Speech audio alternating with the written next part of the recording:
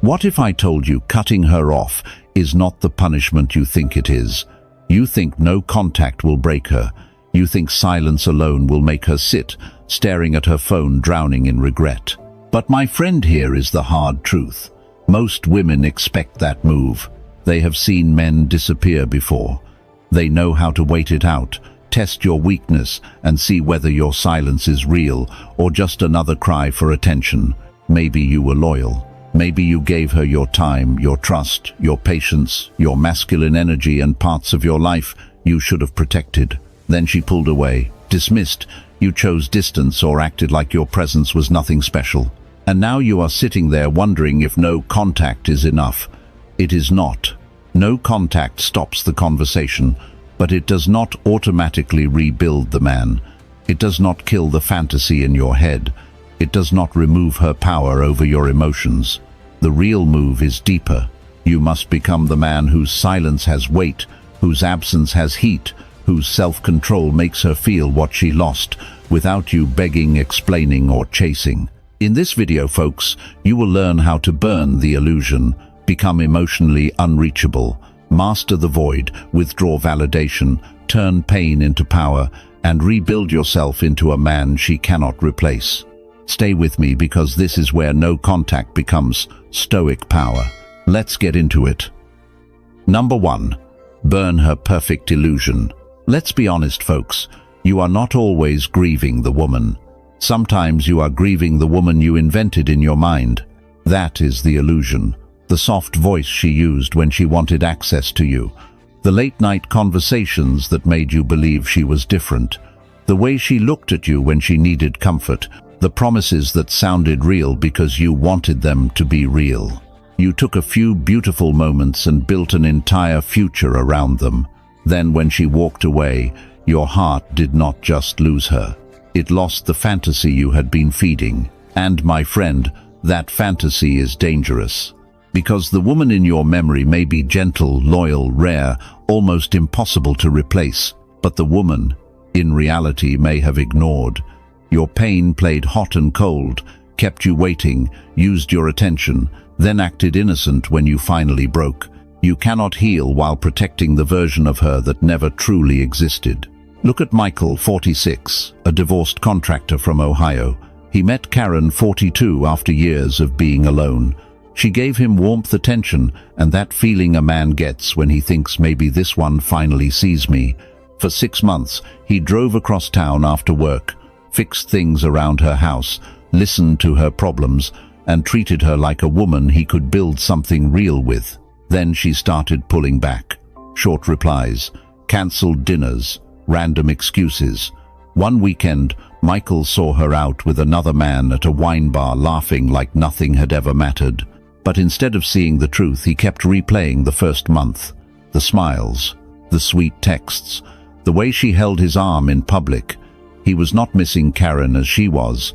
He was addicted to the version of Karen who made him feel chosen. That is how men get trapped. You do not put a woman on a pedestal because she earned it. You put her there because some wounded part of you wants the story to be true.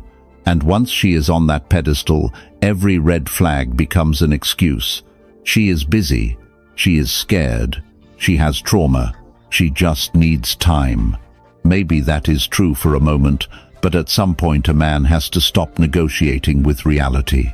A stoic man does not worship potential. He studies behavior. He does not ask, who did I hope she would become? He asks, what did she consistently show me? Because love without truth is not love. It is attachment, wearing perfume. Burning the illusion means you stop editing the facts to protect your feelings. You stop pretending her distance was mystery. You stop calling disrespect confusion. You stop replaying the bedroom warmth while ignoring the coldness that followed. A woman can be beautiful, magnetic, and still wrong for your peace. Her softness in one moment does not erase the damage of her inconsistency. And here is the part most men avoid. If you keep seeing her as rare, you keep making yourself replaceable. You tell your own mind, she was the prize and I was the man who lost her. No, you did not lose a goddess. You lost access to a woman who revealed where your boundaries were weak. That realization hurts, but it frees you. So tonight, stop romanticizing chaos. Stop polishing memories that cut you. Stop giving sacred meaning to someone who treated your loyalty like a convenience. She was not your final chapter. She was a lesson written in a language your pride did not want to read. If you are ready to see clearly, write this in the comments. I see clearly. Stay with me, because the next step is where no contact becomes real power, not just silence from a wounded man who finally wakes up inside. Number 2. Become emotionally unreachable. Let me be straight with you, folks. No contact is only the outside move. It means you stopped texting, you stopped calling, you stopped showing up where she expects you to be. But if she can still pull your mind across the room with one post, one song, one memory, one notification, then you are not free. You are just quiet. That is why you must become emotionally unreachable. This does not mean you become cruel. It does not mean you turn into a cold man who feels nothing. That is not strength. Emotional unreachability means she no longer has direct access to your nervous system. She cannot make your day collapse because she viewed your story. She cannot drag you back into obsession because she posted a smiling picture. She cannot control your breathing, your focus, your sleep, or your discipline. My friend, that is the deeper level most men never reach. Any man can block a number. Any man can delete a contact. Any man can swear he is done after midnight when the pain is loud. But the real test comes the next morning when curiosity starts whispering. Did she miss me? Did she regret it? Is she seeing someone else? Has she noticed I am gone? That voice is not love. That is attachment begging for another hit of information. And every time you feed it, you leak power. You check her profile. You ask a mutual friend. You post something you hope she understands. You put a quote online that sounds strong, but deep down it is aimed at her. That is not detachment. That is performance. She does not need your message to know she still matters. All she needs is one sign that your silence is still about her. Epictetus said, if a person gave your body to any stranger, he met you would be angry. But you hand over your mind to anyone who insults you, and you feel no shame. Think about that. You would protect your house, your money, your reputation. But the moment she acts distant, you hand her the keys to your inner world. That ends now. Become unreachable by closing the emotional doors she used to walk through. Stop checking for signs. Stop measuring your worth by her response. Stop creating secret messages through your behavior. If you go to the gym, go for your strength. If you dress better, do it because you respect the man in the mirror. If you build your business, build it because your life deserves structure, not because you want her to hear your name and feel regret. A Stoic man does not move for applause. He moves from principle. Understand something about feminine attention, folks. A woman may not always want the man she left, but she often wants to know she still has emotional access. That access feeds the ego. If she can still make you react, she still has a throne in your head.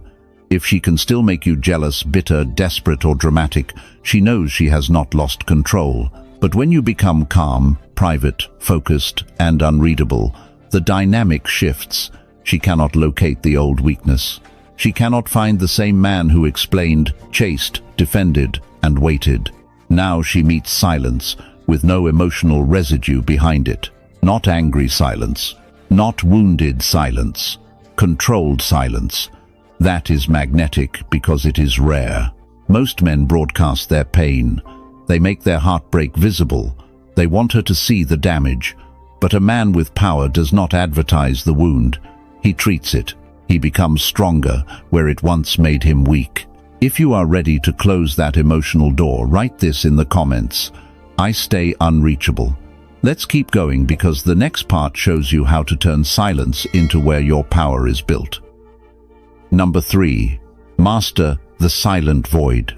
Here is the truth, folks. Silence will either build you or expose you. Most men think the silent void is something to survive until she comes back. They sit in it like a waiting room, checking the door every few minutes, hoping she walks in with regret in her eyes.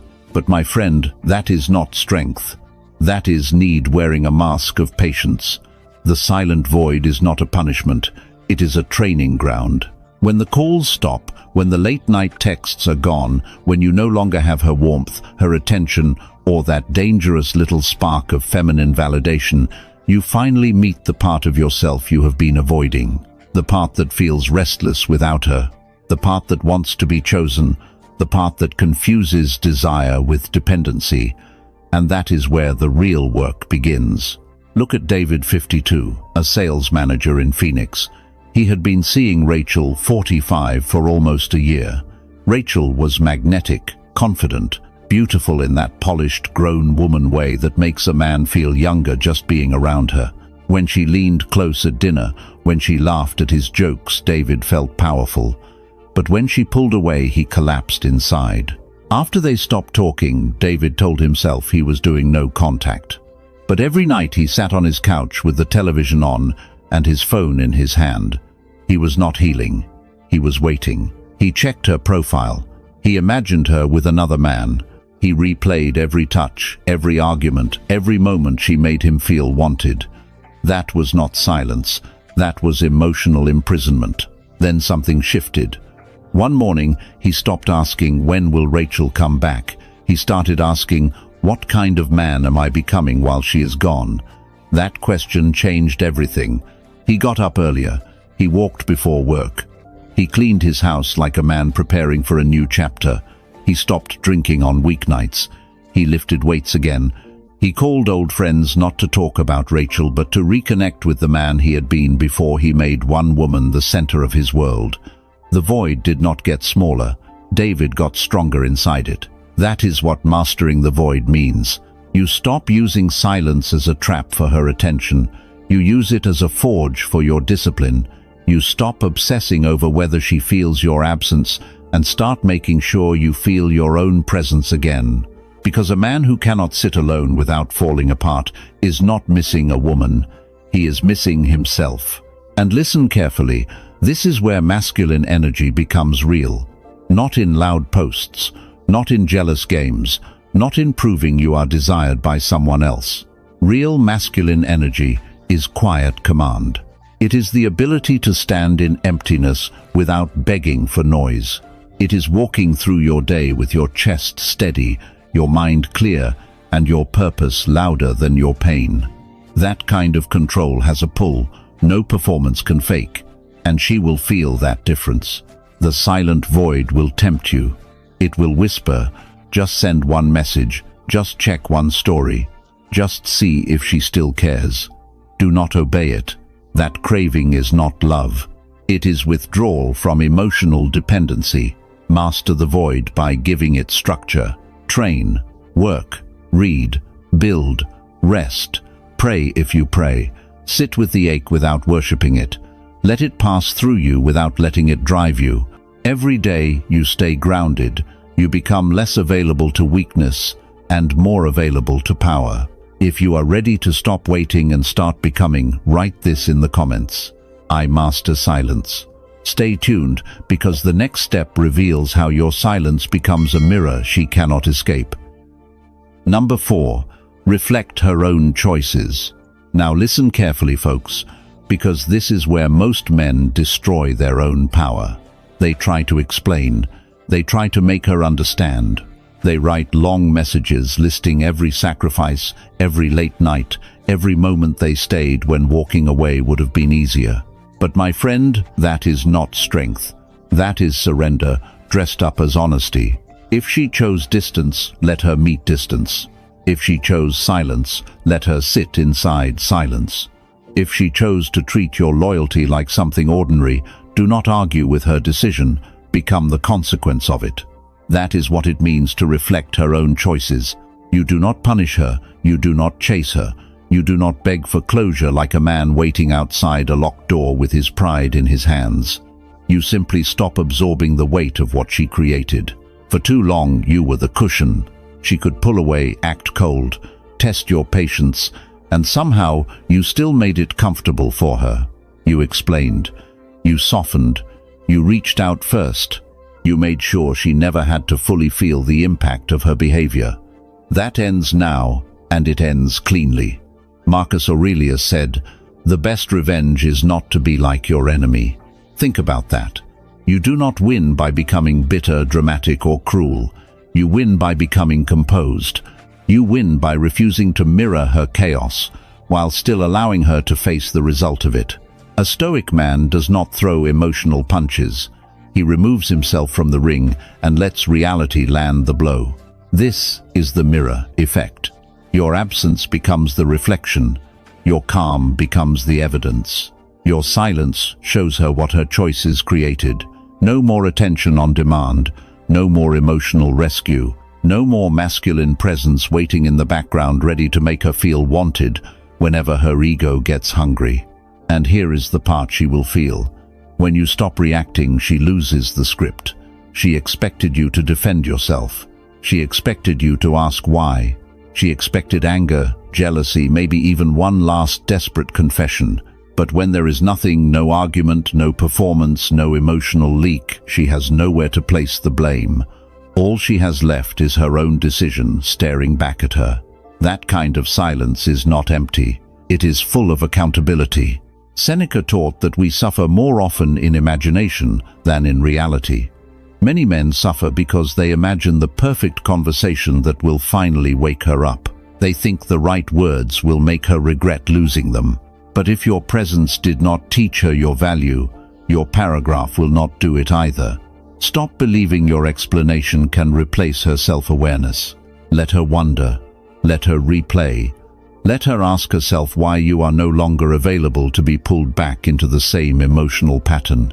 And folks, if you want deeper lessons like this, lessons on emotional control, masculine silence, and rebuilding your frame after rejection, consider joining the channel membership. That is where we go further than surface advice and build the kind of discipline most men only talk about. Now bring this back to yourself. Reflecting her choices is not about making her suffer. It is about refusing to protect her from the truth. She chose the distance. You respected it. She chose uncertainty. You removed access. She chose to act like your presence was guaranteed. You made it clear that access to you is a privilege, not a right. If you are done explaining your value to someone who had every chance to see it, write this in the comments. I reflect truth. Do not go anywhere because the next part shows you how to starve the ego that still wants your attention. Number 5. Starve her ego supply. Let's cut through the noise, folks, because this is where men fool themselves. You think you are in no contact because you stopped texting her. But if you are still posting for her dressing, for her reaction, checking whether she viewed your story or hoping she hears about your progress, you are still feeding her ego. You are just doing it quietly. Ego does not only feed on love. It feeds on attention, jealousy, anger, curiosity, and even your pain. If she can sense that your new attitude is still built around her, she still has access. She may not have your words anymore, but she still has your emotional currency. Attention is currency. Every glance, every reaction, every little signal that says, "I still care what you think," is payment. Look at Robert, 51, a financial advisor in Dallas. After Melissa, 48, ended things, he told everyone he was done. He stopped calling. He stopped asking to meet. From the outside, it looked like no contact.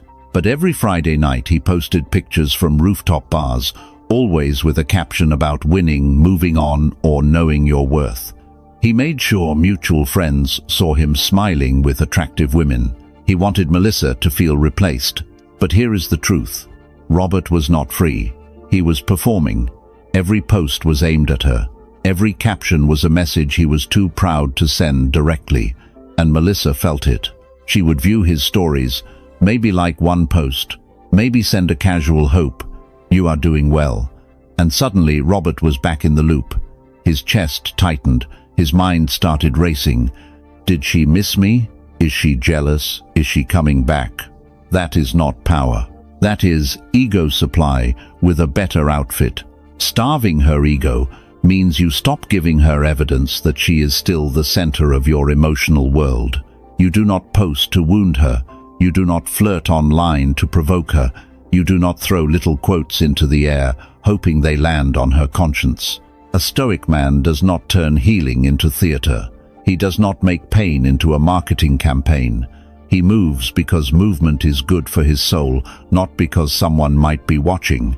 And listen carefully, some women will orbit when they feel their control slipping. A random story view, a small compliment, a late-night message that says, "I was just thinking about you." Do not mistake that for love. Sometimes it is only an ego check. She is not asking, "Do we still have something real?" She is asking, "Do I still have access?" Your answer should be shown through restraint. You do not need to be rude. You do not need to act bitter. You simply stop rewarding weak signals with full masculine attention. If she gives crumbs, do not serve a feast. If she checks in without accountability, do not hand her your warmth like nothing happened. If she wants access, she must meet the standard, not your loneliness. This is where Robert finally woke up. He deleted the bait posts. He stopped checking story views. He went back to the gym without filming every set. He rebuilt his finances, friendships, home and confidence privately. Months later, Melissa heard about him, not because he staged it, but because growth creates quiet evidence. And by then, Robert was not waiting for her reaction. That was the difference.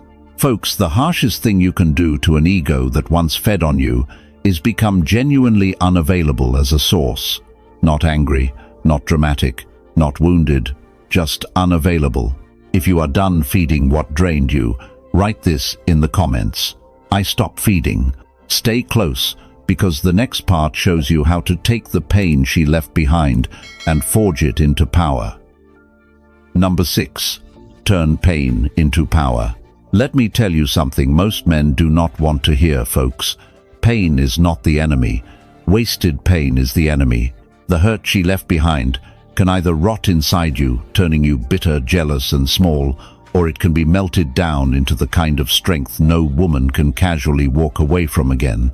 That is the difference between a wounded man and a forged man. A wounded man keeps asking, "Why did she do this to me?" A forged man asks, "What can this make of me?" That one question changes everything. It takes you out of the victim seat. It pulls your hands off the past and puts them back on the steering wheel of your life. Marcus Aurelius wrote the impediment to action advances action. What stands in the way becomes the way. Read that slowly, my friend. The thing blocking you is also the thing shaping you. Her rejection, her coldness, her silence, her disrespect, none of it has to be the end of your story. It can become the weight you lift, the fire you walk through, the pressure that turns a soft man into a dangerous man with discipline. But do not twist this. Dangerous does not mean violent. It does not mean reckless.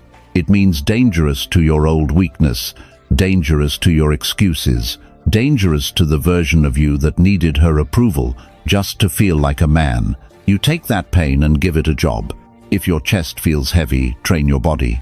If your mind keeps replaying old memories, train your focus. If your nights feel empty, build a routine that does not leave space for emotional decay. Wake up earlier. Clean your home. Handle your money. Get your health back. Finish what you kept postponing while you were busy trying to keep her interested. This is transmutation. You are not pretending the pain is gone. You are changing what it is used for. The same energy that once made you check your phone can make you build your body. The same anger that kept you awake can fuel your business, your craft, your purpose, your discipline. You do not deny the wound. You refuse to worship it. A Stoic man does not sit in the wreckage, begging the storm to apologize. He gathers what is left and builds a stronger house. And here is where her ego starts to lose its grip. She expected pain to weaken you. She expected you to chase fold, drink too much, post too much, explain too much. But when that pain becomes structure, she meets something she did not expect. A man who does not collapse. A man who gets sharper. A man whose silence is backed by visible self-command. That kind of transformation speaks louder than any revenge. Do not make her your motivation forever. That is another trap. At first, the pain may light the fire. Fine, use it. But eventually, your purpose has to become bigger than proving something to her. You start for survival, but you continue for self-respect. You start because she hurt you, but you continue because your future deserves a stronger man. That is real power. One day you will realize you no longer train because of her. You no longer work because of her. You no longer improve so she can regret. You improve because this is who you are now. Calm, focused, unreachable. Built from the same pain that once almost broke you. And when that identity settles, no apology, memory, or late-night message can pull you backward. If you are ready to use the pain instead of being used by it, write this in the comments. I turn pain. Stay with me, because the next part shows you how to become the kind of man she cannot replace. Number 7. Become her irreplaceable man. Let's be honest, folks. Most men try to become unforgettable by being louder. They show off. They chase status. They post women, cars, gym mirrors, and quotes about winning, hoping she feels the sting. But that is not irreplaceable. That is performance. And performance tells her one thing. She still has an audience in your life. To become her irreplaceable man, you do not need to prove you are better than the next guy. You need to become different from the crowd. A lot of women leave believing they can replace your presence. They think another man will give the attention, the excitement, the dinners, the texts, the masculine energy, without the cost of accountability. And sometimes for a while it looks like they were right. She meets someone new. He is charming. He says the right things. He gives her that rush. But novelty is not depth. Attention is not steadiness. Chemistry is not character. Look at Charles, 55, a business owner in Nashville. He dated Dana, 47, a sharp, attractive real estate agent who loved confidence but feared consistency. Charles was steady.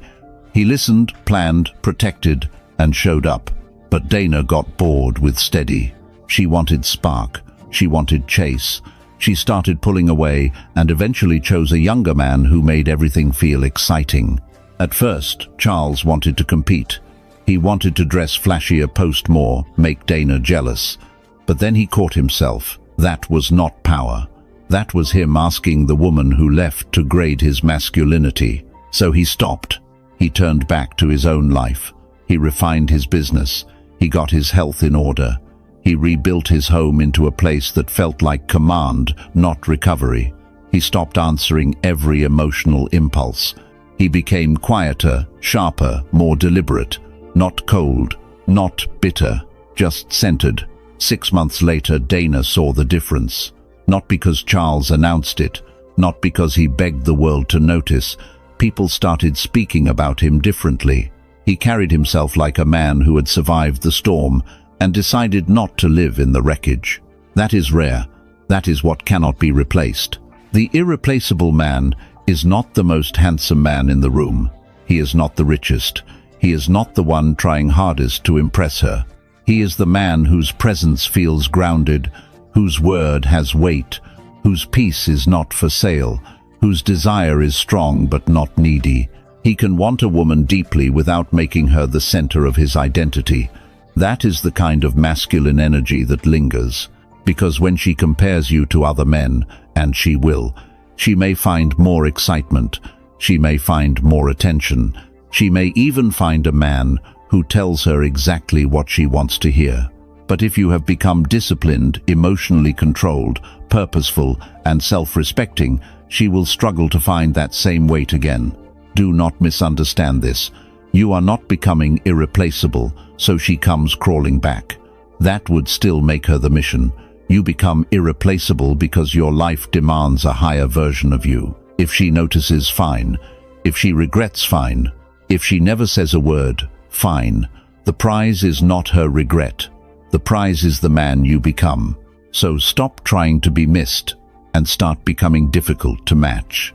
Build your body, build your money, build your mind, build your emotional control. Build a life so solid that any woman who leaves has to wonder whether she walked away from the most stable masculine presence she will ever meet.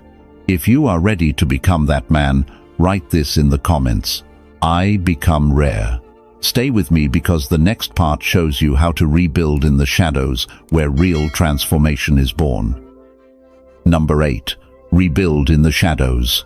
Here is something most men never learn, folks. Real transformation does not happen under a spotlight. It happens in the dark, when nobody is clapping, nobody is watching, and nobody is feeding your ego with praise. That is where a man finds out whether he is truly changing or just trying to be seen. Rebuilding in the shadows means you stop announcing the man you are becoming and start becoming him. This is where no contact becomes serious. Because after rejection, the temptation is not always to call her. Sometimes the temptation is to perform for her. You want her to notice your new discipline. You want her to hear you are doing better. You want her to see the gym progress, the new clothes, the sharper attitude, the colder energy. But listen carefully, my friend. If your transformation still needs her attention, it is not transformation yet.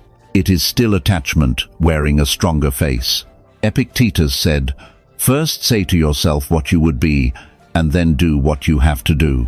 Not what you have to post, not what you have to prove, what you have to do." That is the Stoic way. You choose the standard quietly, then you live it until it becomes your nature. Most men fail right here because they cannot stand invisible progress. They want evidence immediately. They want applause. They want someone to say, "You have changed." But a man who is rebuilding his identity cannot be addicted to recognition. He has to learn to work without witnesses. He has to train when no woman is watching, save money when nobody praises him, read when nobody is impressed, fix his home, his health, his habits, and his mind, without turning every improvement into a signal. That is the shadow work. You rebuild your mornings first. You wake up and stop reaching for the phone like a man reporting to his emotional master. You move your body. You clean your space. You decide what kind of energy enters your mind. Then you rebuild your nights. No more drowning in old photos. No more scrolling for signs. No more feeding the wound with memories that keep her alive inside you. You shut the door not with anger but with discipline. And over time, something powerful happens. The old version of you starts to disappear. The needy version, the reactive version, the man who wanted her to regret more than he wanted himself to grow. He fades. In his place comes a quieter man, a sharper man, a man whose confidence does not need to be explained. That is what she will never understand at first. She may think your silence is weakness. She may think you are hiding because you are hurt. Let her think that. A man rebuilding in the shadows does not interrupt people while they underestimate him. He lets time reveal the difference. He stays patient while his habits do the talking, and that patience becomes a quiet, masculine pressure nobody can fake. And when she finally hears about you, sees you, or senses the shift, it will not feel like a performance. It will feel like reality. That is what lands differently. Not the man shouting, "Look at me." The man who became so different that people look without being asked. So stop trying to be seen too early. Do not reveal the blueprint. Do not explain the process. Do not invite her into the chapter where you are still pouring concrete. Build first. Heal first. Strengthen first. Let the roots grow in private, because trees with deep roots do not beg the wind for approval. If you are ready to rebuild without applause, write this in the comments. I build quietly. Stay close because the next part shows you how to let her watch from a distance she can no longer cross. Number 9. Let her watch from afar. Let's get something straight, folks. You do not need to disappear like a ghost forever. Once you have rebuilt yourself, once you have stopped chasing, stopped performing, and stopped bleeding emotion into everything you do, there comes a different kind of power. You let her watch from afar, not close enough to touch you, not close enough to influence you, not close enough to walk back in whenever her ego feels hungry. From afar, that distance is the sting. Because people crave what they can see but no longer control. When you were available, she could reach you with a text, a look, a soft voice, a little feminine charm. and suddenly you were back where she wanted you. But now she may see your life moving forward, and there is a wall she cannot cross. Not a wall built from bitterness, a wall built from standards. Think about Mark, 58, a retired firefighter in Tampa. He had been involved with Denise, 51, a woman who loved his strength when she needed safety, but dismissed his heart when she wanted freedom. After she pulled away, Mark did what most men do at first. He wanted to block her, vanish, erase every sign of his life, and make her wonder. But after months of rebuilding, Mark stopped hiding. He did not post for Denise. He did not chase attention. He did not upload photos with younger women to make her jealous. He simply lived. He shared a picture from a charity ride with his motorcycle group. He posted about renovating his back patio. He mentioned a new fitness goal, not with arrogance but with calm pride. Denise saw it. Of course she did. But this time Mark did not check whether she watched. He did not wait for a message. He did not feel that old electric pull in his chest. She was watching a man whose life no longer needed her reaction to feel real. And that is what made the distance powerful. His confidence carried weight because it was not staged for her approval or anyone else's applause anymore at all. Letting her watch from afar does not mean showing off. It means living so naturally in your new frame that if she sees it, she sees the truth. You became stronger. You became calmer. You became more masculine, not because you wanted revenge, but because you finally stopped making her the sun your life revolved around. My friend, do not confuse visibility with access. She may see your progress, but she does not get your explanations. She may hear your name, but she does not get your attention. She may feel curious, but curiosity is not accountability. If she wants to come closer, she must meet the standard. She must come with honesty, maturity, and respect. Otherwise, she remains where she placed herself, outside. This is where subtle masculine power becomes magnetic. Not loud, not thirsty, not begging to be noticed, just steady. You share your mission, your peace, your work, your growth, without turning it into a performance. You let your life speak in a language she can understand, but cannot interrupt. And when she realizes she is no longer part of that life, her ego will feel it. Not because you attacked her, not because you mocked her, but because you moved on with dignity, and dignity is brutally attractive when it is real. So do not hide from a woman who lost access. Do not perform for her either. Stand in your lane. Build where you stand. Let her watch the man she could have had from a distance she chose. If you are ready to live beyond her reach, write this in the comments. I move beyond. Do not go anywhere, because the final step shows you how forgiveness becomes the last form of power. Number 10. Forgive with silent power. Now we arrive at the part most men misunderstand, folks. Forgiveness is not softness. It is not weakness. It is not you pretending she did nothing or giving her a clean excuse for the rejection or the way she made you question yourself. Forgiveness, when it comes from a strong man, is not a gift to her. It is a release order for you. Because as long as you carry hate, she has a room inside your mind. Think about that. You can block her number, stop watching her stories, rebuild your body, and still remain emotionally tied to her through resentment. You may tell yourself you are over her, but if hearing her name still burns your chest, if imagining her with someone else still ruins your day, if you are rehearsing speeches you will never deliver, then she is still there. Not in your phone, not in your bed, in your nervous system. That is not freedom. Silent forgiveness is the final form of detachment. You do not call her to say, "I forgive you." You do not send a long message wrapped in spiritual maturity, secretly hoping she feels guilty. You do not forgive as a performance. You forgive in the place where nobody claps. You forgive when you decide that your future is too valuable to keep dragging the weight of her choices behind you. This is where Stoicism becomes real.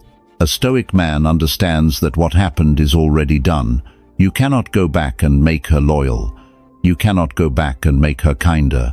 You cannot go back and force her to recognize your value.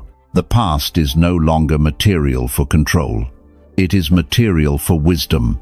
So take the lesson, not the poison. Maybe she exposed your lack of boundaries. Good. Build stronger ones.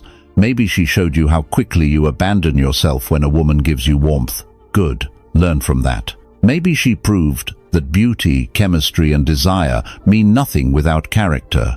Good. Carry that knowledge forward, but do not carry bitterness. Bitterness feels powerful at first because it gives pain a target. It says, she ruined me. She did this. She deserves regret. But over time, bitterness becomes a chain. It keeps you looking backward. It makes every new woman pay emotional rent for what the last woman did. It turns a grown man into a guarded, suspicious, half-present version of himself. And that is not power. That is damage asking to be respected. Forgiveness with silent power means you remember clearly, but you no longer bleed emotionally. You do not forget the lesson. You do not reopen the door. You do not confuse forgiveness with access. A man can forgive a woman and still never let her near his peace again. That is maturity. That is control. That is masculine self-respect. Here is the part that breaks the old dynamic. She may expect anger.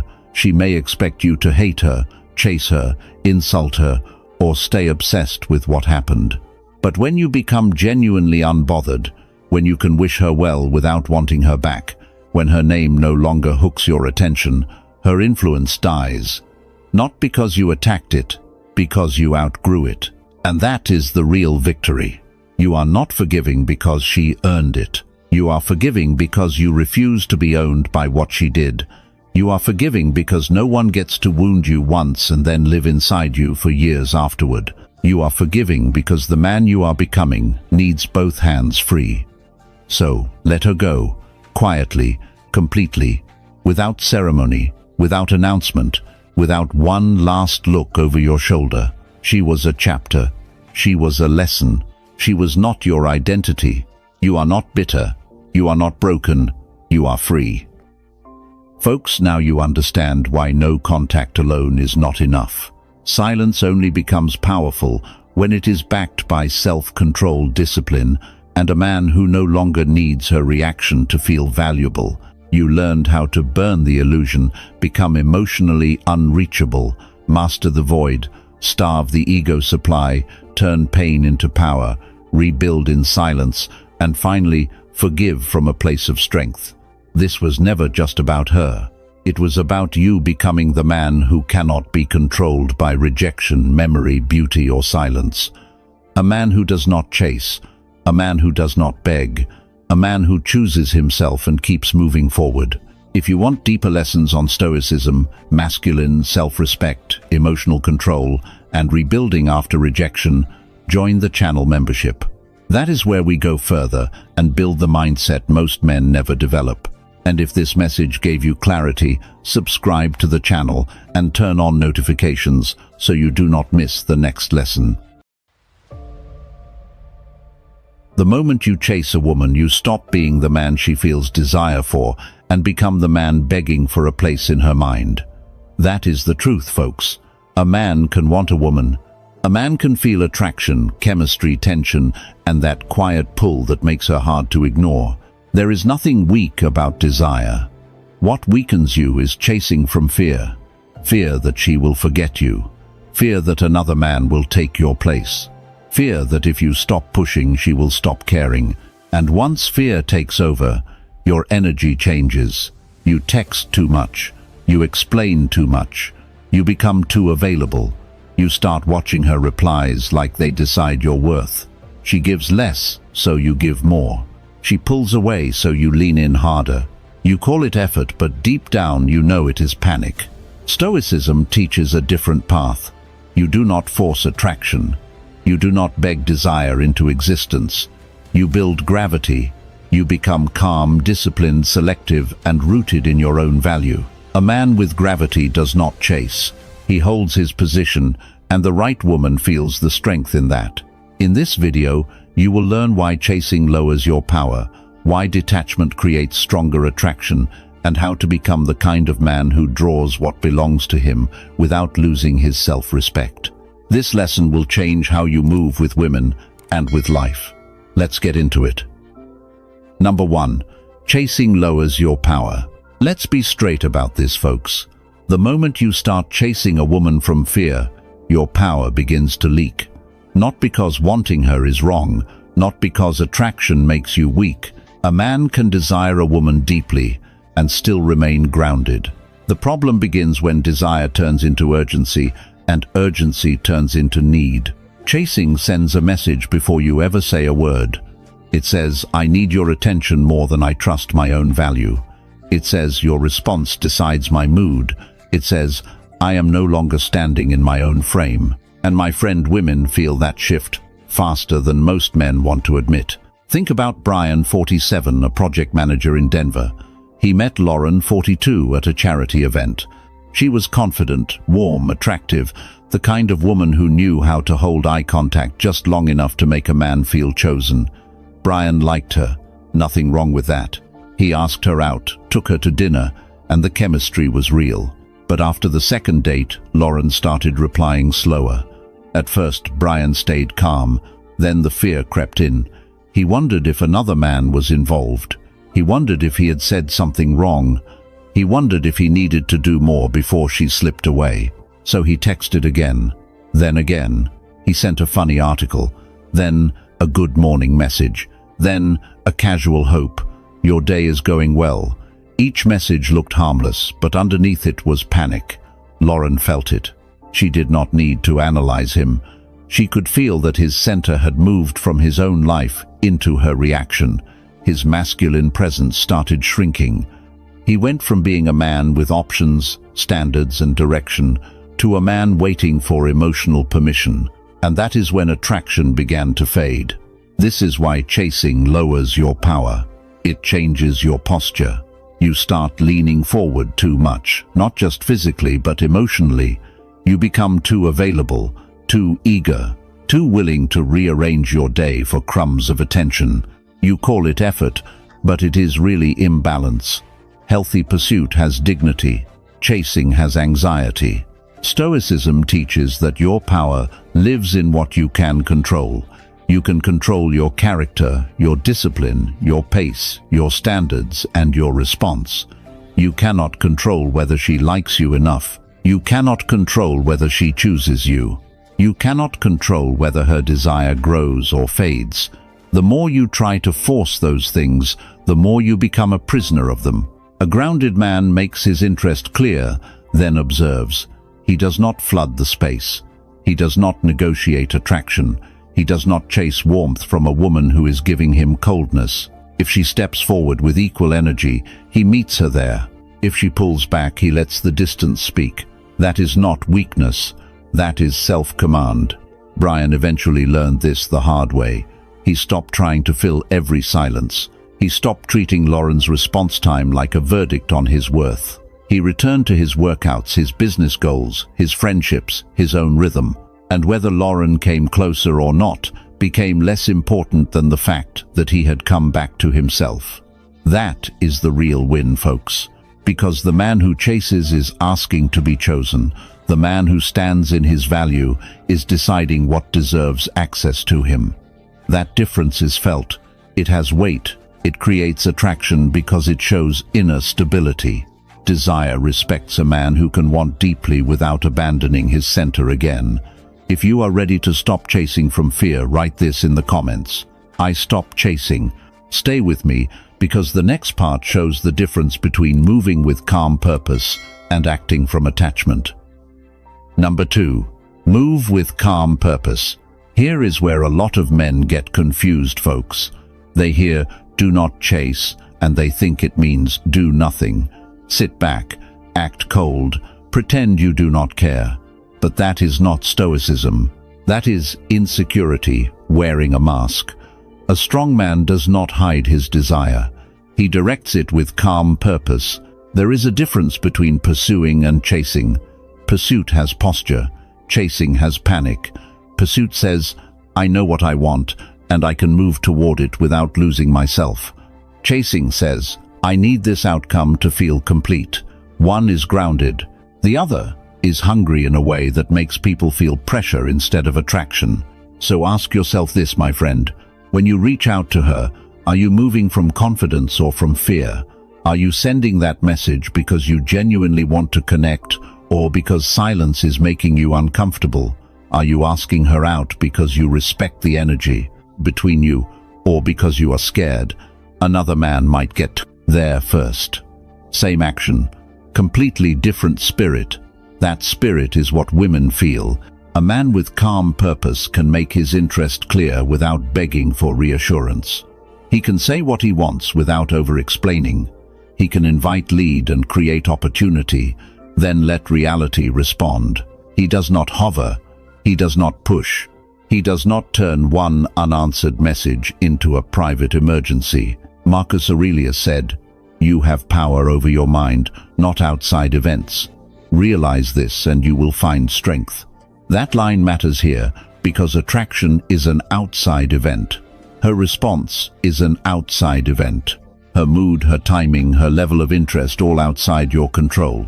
What is in your control is your tone, your timing, your standards, your restraint, and the kind of man you remain when the outcome is uncertain. Calm purpose means you act once with clarity, then you observe. You do not keep tapping the glass to see if the fish is still alive. You do not send 3 follow-ups because your ego needs proof. You make a clean move. If she meets you with equal energy, good, build from there. If she gives confusion, distance, or low effort, you do not collapse, you adjust. That adjustment is masculine. It says, "I am not here to force alignment. I am here to recognize it." Attachment cannot do that. Attachment keeps negotiating with reality. It says, maybe if I try harder, maybe if I am funnier, maybe if I explain myself better, maybe if I give more, she will finally feel what I want her to feel. That is not purpose. That is emotional bargaining. And emotional bargaining always lowers your frame. Epictetus taught that freedom comes from understanding what is yours and what is not yours. Her desire is not yours to command. Her consistency is not yours to manufacture. Her choice is not yours to beg into existence, but your discipline is yours. Your self-respect is yours. Your ability to remain steady is yours. Move from there. When you move with calm purpose, you become easier to respect because you are not trying to control the room with need. You create space for genuine attraction. You let her step forward freely. And if she does not, you still keep your center. You still sleep. You still train, you still work, you still carry yourself like a man whose life has weight beyond one woman's attention. That is the kind of strength a woman can feel in her body before she can explain it with words. If you are ready to act with strength instead of anxiety, write this in the comments. I move calmly. Let's keep going because the next part shows why detachment is not coldness, it is emotional command. Number 3. Detach without going cold. Let's clear this up, folks. Detachment does not mean becoming cold, rude, silent, or emotionally dead. A lot of men hear the word detach and think they need to act like they do not care. They stop showing warmth. They become distant on purpose. They play little games, hoping she feels their absence and starts reaching. That is not Stoic detachment. That is wounded pride trying to look powerful. Real detachment means emotional sovereignty. You can care without clinging. You can desire her without surrendering your center. You can enjoy her beauty, her voice, her presence, even the sexual tension between you without turning her response into the ruler of your life. That is the balance most men never master. Think about James, 49, a restaurant owner in Chicago. He started seeing Monica, 44, a confident woman who worked in medical sales. Monica had that feminine pull. She was sharp, stylish, and knew exactly how to make a man feel wanted when she was present.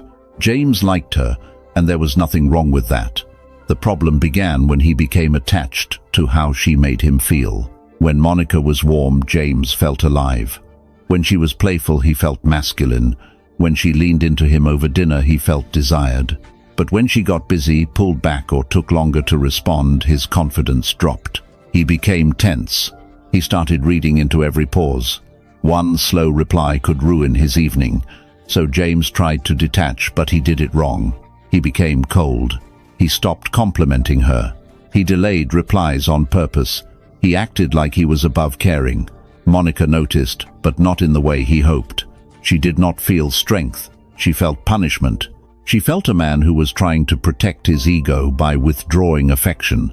My friend, that is not attractive. It is reactive. Then James learned the real move.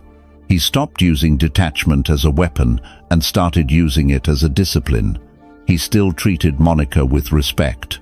He still enjoyed the connection. He still led with calm masculine interest, but he no longer collapsed when her energy shifted. If she was warm, he received it. If she was distant, he observed it. If she became inconsistent, he did not chase the old version of her. He stepped back with composure. That is detachment, without going cold. Stoicism does not tell a man to stop feeling. It teaches him to stop being ruled by feeling. A detached man is not empty, he is anchored. His emotions are present, but they are not driving the car. He can want her and still sleep well. He can miss her and still train. He can feel attraction and still hold his standards. That kind of man creates safety and desire at the same time. Safety because he is steady, desire because he is not needy. He has warmth, but he also has boundaries. He can love deeply without handing over his identity. And listen carefully, folks. This is what separates masculine presence from emotional dependency. The dependent man says, I need your attention so I can feel powerful. The detached man says, I enjoy your presence, but my power is already mine. That difference is felt in his voice, his pace, his eye contact, his restraint. He does not over-explain. He does not punish. He does not pretend not to care. He simply refuses to abandon himself for connection. So do not go cold. Go grounded. Do not become bitter. Become centered. Do not use silence to manipulate. Use self-control to protect your peace. If you are ready to care without clinging, write this in the comments. I stay grounded. Stay tuned, because the next part shows you how to build the kind of inner gravity that naturally pulls the right woman closer. Number 4. Build your inner gravity. Listen closely, folks, because attraction is not created by chasing, it is created by gravity. And gravity is not loud, it does not beg, it does not chase across the room looking for attention. It holds its position with such strength that the right things begin to move toward it. Think about the sun. The sun does not chase planets. It does not run through space begging anything to orbit. It simply burns, with its own force stays centered in its own position, and everything aligned with that force naturally moves around it. That is the lesson here, my friend. A man with inner gravity does not need to convince a woman to feel his presence. She feels it because he is solid. But most men do the opposite. They scatter their energy. They chase replies. They chase approval. They chase reassurance. They chase the feeling of being wanted. And the more they chase, the lighter they become. No weight, no center, no command. Just motion without power. Stoicism teaches you to focus on what is yours, your habits, your discipline, your reactions, your body, your mind, your standards, your word. Marcus Aurelius said the soul becomes dyed with the color of its thoughts. If your thoughts are constantly dyed with fear, need and validation, seeking your presence will carry that color. People feel it. Women feel it. They may not explain it, but they sense when a man is moving from emptiness. Inner gravity begins when you stop leaking attention outward and start concentrating energy inward. You train when nobody is impressed. You work when nobody is watching. You keep promises to yourself when nobody will praise you. You build your life until your confidence is not a costume but proof. Proof that you can lead yourself. Proof that you can handle discomfort. Proof that you are not dependent on feminine attention to feel alive. That kind of man moves differently. He does not talk excessively about his goals. He executes. He does not advertise his standards every 5 minutes. He lives by them. He does not try to look mysterious. He is simply not available to every distraction, and because he is not constantly reaching, his presence starts pulling. That is what makes inner gravity so attractive. It is sexual but not cheap. It is masculine but not loud. A woman can feel when a man is rooted in himself. His pace is slower, his voice is steadier, his eyes do not beg. He can enjoy her beauty without becoming controlled by it. He can desire her without turning desire into dependency. Seneca said, "No man is free who is a slave to the flesh." In this context, remember this clearly. If your desire controls your behavior, you are not leading, you are being led. Build gravity by mastering the part of you that wants instant pleasure, instant reply, instant reassurance. The man who can govern himself becomes difficult to ignore. And folks, if you want deeper members-only lessons on building masculine presence, emotional discipline, and Stoic self-command, join the channel membership.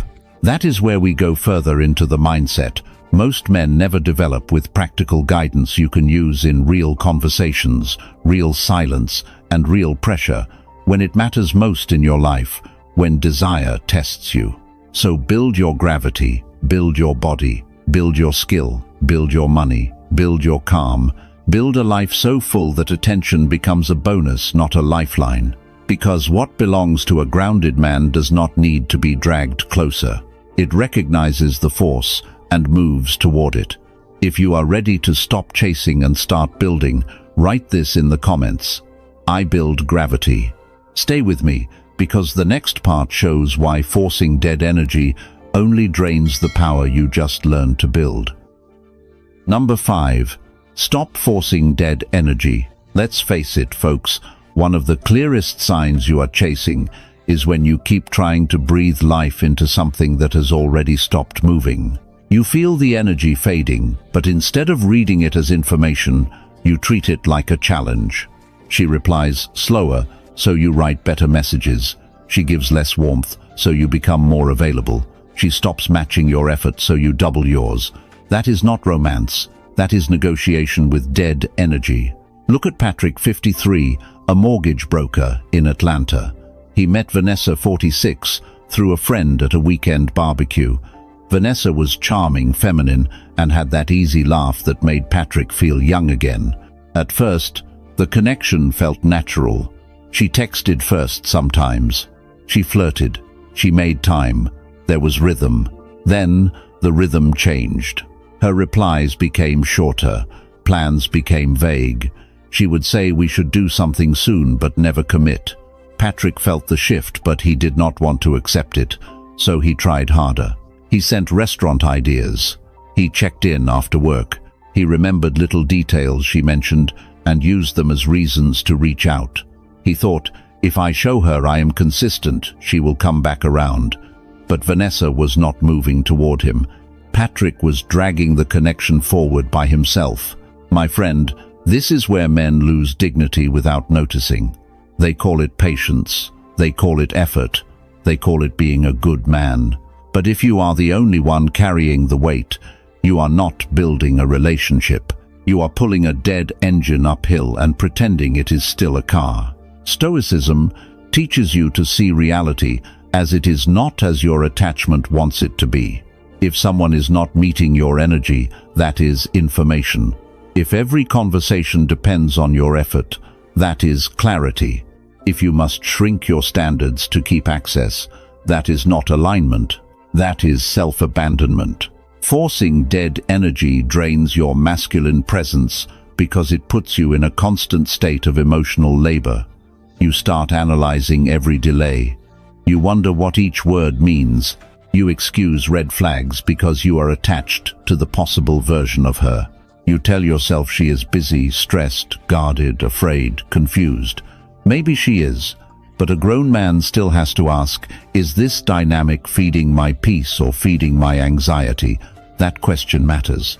A connection with real alignment has reciprocity. It does not mean equal effort every minute, but it does mean both people step forward. There is rhythm. There is mutual curiosity. There is warmth that does not need to be begged for. When attraction is alive, it breathes back. Patrick finally stopped forcing it. He sent one clear invitation. Vanessa gave another vague answer. This time he did not chase. He simply said, "No problem, reach out when your schedule is clear." Then he returned to his life. No bitterness, no paragraph, no emotional sales pitch. And something changed in him immediately. He got his energy back. That is the power of stopping. Space reveals truth faster than pressure. If she steps forward, you will know there is something real. If she drifts away, you have your answer without sacrificing your self-respect. Remember, folks, what belongs to you will not require you to bleed just to keep it breathing. You can show interest, you can lead, you can be direct. But once your effort is met with emptiness, the strongest move is not more effort. It is restraint, because restraint protects your frame and your dignity quietly. If you are done forcing what does not flow, write this in the comments. I release pressure. Don't go anywhere, because the next part shows how calm confidence pulls harder than desperate effort ever could. Number 6. Let calm confidence pull. Now listen closely, folks, because this is where attraction changes shape. A man who chases pushes energy outward. A man with calm confidence lets his presence pull. He does not need to flood the room. He does not need to prove his value in every sentence. He does not need to convince a woman to feel something. He simply stands in himself steady enough that her nervous system can feel the difference. Calm confidence is not arrogance. Arrogance needs an audience. Calm confidence does not. It is the quiet certainty of a man who knows he will be fine whether she leans in or walks away. That certainty is powerful because it removes pressure. And when pressure disappears, real desire has room to breathe. Here is the part most men miss, my friend. Urgency kills attraction because urgency communicates fear. When you rush to reply, rush to secure the next date, rush to define what she feels, rush to make sure she does not lose interest, you tell her that you do not trust your own position. You are moving like this might be your only chance. That scarcity leaks through your tone, your timing, your eyes, and even the way you sit across from her. Calm confidence says something different.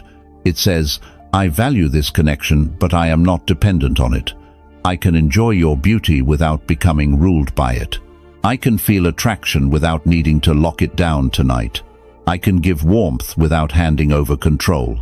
Marcus Aurelius said, "Be like the rock that the waves keep crashing over. It stands unmoved, and the raging of the sea falls still around it." That is the energy you are learning to carry. Not dead, not passive, not pretending you have no desire, just unmoved at the center. The waves can rise, her mood can shift her, replies can slow down the tension, can build, but you do not lose your frame. That steadiness pulls. When you stop chasing, you stop over-investing. You stop explaining why you are valuable. You stop turning every pause into a crisis. You meet energy with equal energy. If she gives warmth, you respond with warmth. If she gives confusion, you do not chase clarity from her. You remain clear within yourself. This is what the original Stoic mindset points toward. Inner sufficiency. You are not empty without attention. You are not incomplete without approval. You are not destabilized by silence. That kind of man becomes rare because most people are addicted to reaction. They need instant feedback. They need constant proof. They need reassurance before they can stand tall. But you are building something different. You are building earned confidence. Earned confidence comes from keeping promises to yourself. Training when you said you would train. Working when you said you would work. Speaking honestly instead of performing, walking away when the energy is one-sided. The more proof you give yourself, the less you need proof from her, and when you need less, you become more attractive. A woman can feel when a man is not begging internally. His pace slows, his words become cleaner, his eye contact holds without pleading, his touch when appropriate carries certainty instead of hunger. That is where the subtle sexual pull comes from. Not from pressure, but from grounded desire. Desire with control creates tension. Desire without control creates discomfort. So let calm confidence pull. Stop reaching for every reaction. Stop trying to manage every outcome. Hold your center, keep your standards, and let her feel the strength of a man who does not need to chase to be felt. If you are ready to move with quiet strength, write this in the comments. I stay calm. Stick with me because the next part shows how becoming the prize changes the entire dynamic. Number 7. Become the prize. Let's be clear, folks. Becoming the prize does not mean acting superior. It does not mean walking around with arrogance pretending every woman should chase you. That is insecurity with a louder jacket. Becoming the prize means becoming a man whose life, standards, discipline, and presence command respect before he asks for attention. Most men approach attraction backwards. They ask, how do I get her to like me? How do I make her choose me? How do I keep her interested? But the question is this: am I becoming the kind of man who naturally holds value? That question changes everything. Think about Richard, 56, a corporate trainer in Seattle. He met Angela, 49, at a leadership conference. She was sharp, elegant, and carried herself with that quiet confidence that turns heads without trying. Richard felt the attraction immediately. At first, he wanted to impress her. He mentioned his achievements too much. He adjusted his schedule around her availability. He laughed too hard at her jokes. He was trying to prove he deserved her attention. Angela was polite, but her interest stayed lukewarm. Then Richard caught himself. He realized he was performing for approval instead of standing in his value. So he stopped trying to win her and started returning to the man he respected. He focused on his health, refined his work, spent time with people who energized him, and stopped treating Angela's attention like a scoreboard. The next time they met, his energy was different. He was warm but not eager, interested but not needy. He listened without trying to impress. He spoke with calm certainty. He did not chase the moment. He occupied it. Angela felt that shift, because women can feel when a man is trying to be picked versus when he already knows he is valuable.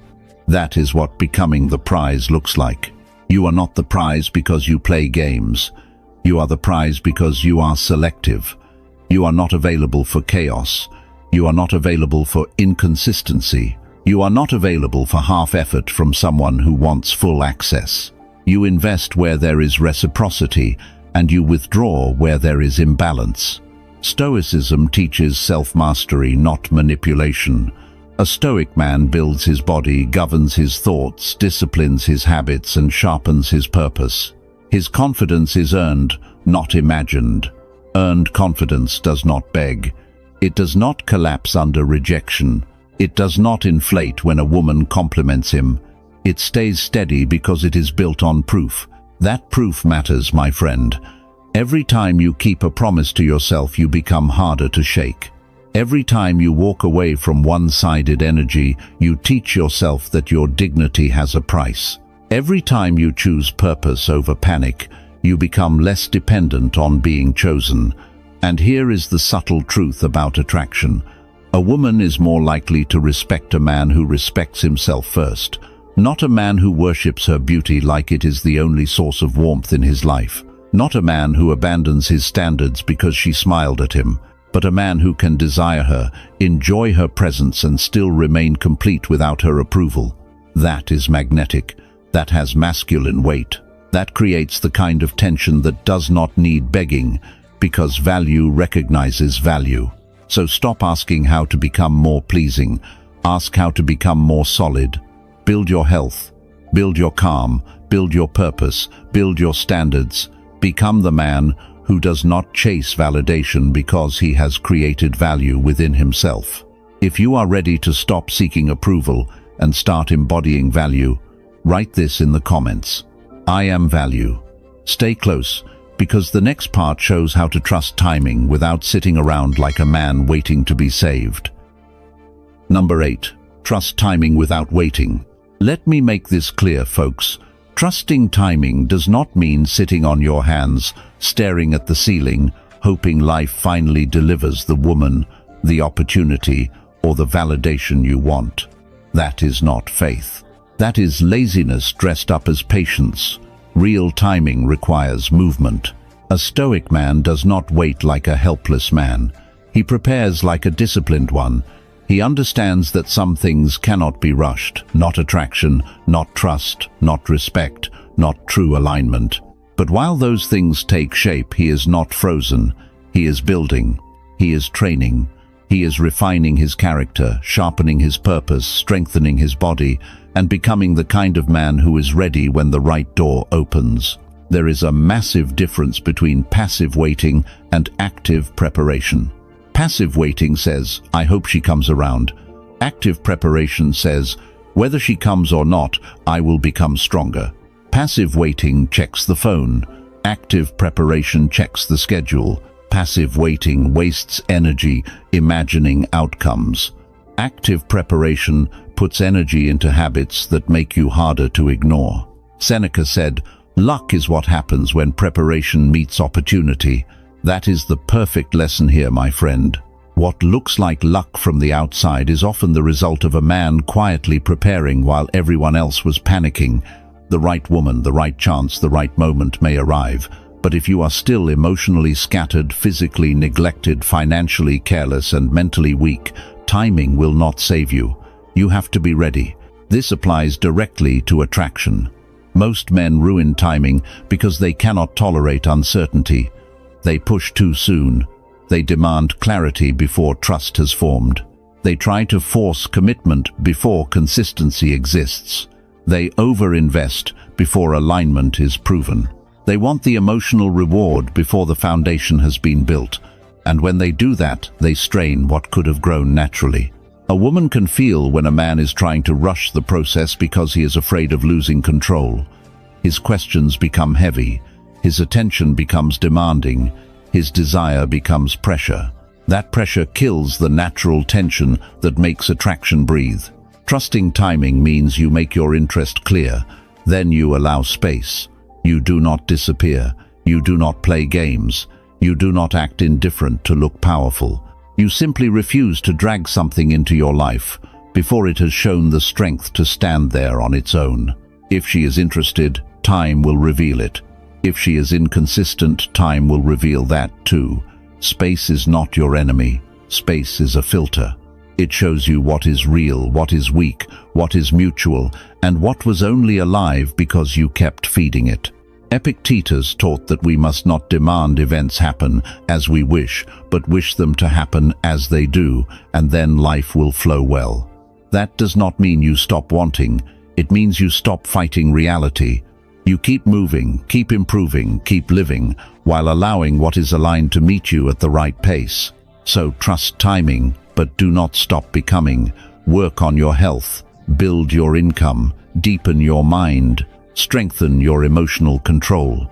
Become so engaged in your own growth that you no longer stare at the horizon begging something to appear. You become the man with momentum, and momentum is attractive because it tells the world you are not waiting to be completed. You are already in motion, already building, already becoming difficult to ignore. That confidence touches everything, including how a woman feels you. What belongs to you will not need panic to arrive. If you are ready to prepare without chasing, write this in the comments. I trust timing. Stay with me because the next part shows how killing the fear of loss makes you impossible to control. Number 9. Kill the fear of loss. Let's talk about the chain around most men's throats, folks. It is not her beauty. It is not her options. It is not even the possibility that she might leave. It is your fear of losing her before she has even proven she belongs in your life. That fear changes everything. It makes your voice tighter. It makes your decisions weaker. It makes you tolerate behavior you would normally reject. You start softening your standards not because she earned more access, but because you are afraid that if you stand firm, she might walk away. And my friend, that is exactly how power slips out of your hands. Think about Eric, 59, a software consultant in Austin. He met Natalie, 51, after his divorce. Natalie was attractive, confident, and carried that feminine ease that made Eric feel alive again. She knew how to lean into him at dinner, how to smile in a way that made him feel chosen, how to bring back a part of him he thought life had buried. But Eric became afraid of losing that feeling. When Natalie cancelled plans, he told himself she was busy. When she disappeared for days, he stayed patient. When she gave mixed signals, he explained them away. He wanted to ask for more consistency, but fear stopped him. He thought, if I bring this up, she might think I am too demanding. If I pull back, she might find another man. If I hold my standard, I might lose her. So he abandoned himself slowly. That is what fear of loss does. It convinces a grown man that keeping access is more important than keeping dignity. It whispers, do not speak too clearly. Do not ask for respect. Do not risk the connection. Just accept less and hope it becomes more. But less does not become more because you tolerate it. Less usually becomes the new standard. Stoicism teaches a man to rehearse loss before it happens, not to become dark or pessimistic, but to become free. You accept that people can leave, women can change their minds, opportunities can pass, desire can fade, nothing outside you is guaranteed. And once you accept that, you stop clinging like a man who believes one woman is the last source of warmth on earth. Eric eventually reached that point. One night after another, vague excuse from Natalie, he sat alone and asked himself a brutal question. If she leaves because I ask for basic respect, what exactly am I losing? That question broke the spell. He stopped chasing the fear. He told her calmly what he needed. Not with anger, not with begging, just clear masculine honesty. Natalie did not respond the way he hoped. She pulled back, and yes, it hurt. But something stronger happened underneath. Eric did not collapse. He realized he could lose her and still remain. That is the core of non-chasing energy. If she leaves, you remain. If she chooses someone else, you remain. If the opportunity passes, you remain. Your life does not end because one person failed to align with it. And here is the subtle sexual truth, folks. A woman feels the difference between a man who fears losing her and a man who can enjoy her without needing to possess her. The first man creates pressure. The second creates tension. The first tries to secure. The second simply stands. That freedom is magnetic because it tells her your desire has strength behind it, not desperation, even when desire tests your pride hard in private moments alone for you. Kill the fear of loss, and chasing becomes unnecessary. If you are ready to stop clinging and stand free, write this in the comments. I remain whole. Don't go anywhere, because the final part shows how holding your position makes self-respect do the attracting. Number 10. Hold your strong position. Here is the final truth, folks. Attraction respects a man who can hold his position. Not a stubborn man, not an arrogant man, not a man playing games to look mysterious. A man with a center. A man who knows who he is, what he allows, what he refuses, and what kind of life he is building, whether she comes closer or walks away. Most people do not hold position. They adjust themselves constantly. If she replies warmly, they become excited. If she pulls back, they become anxious. If she gives mixed signals, they start editing their personality, lowering their standards, softening their truth and bending their pace to match her uncertainty. Their center moves every time the wind changes. That is not attraction, that is emotional drift. A Stoic man lives differently. He decides his values before pressure arrives. He decides his standards before desire tests him. He decides his pace before a beautiful woman makes him move faster than wisdom allows. This is what gives him presence. He is not trying to be difficult. He is simply not available to be rearranged by every mood, delay, or spark of attention. Holding your position means you show up consistently.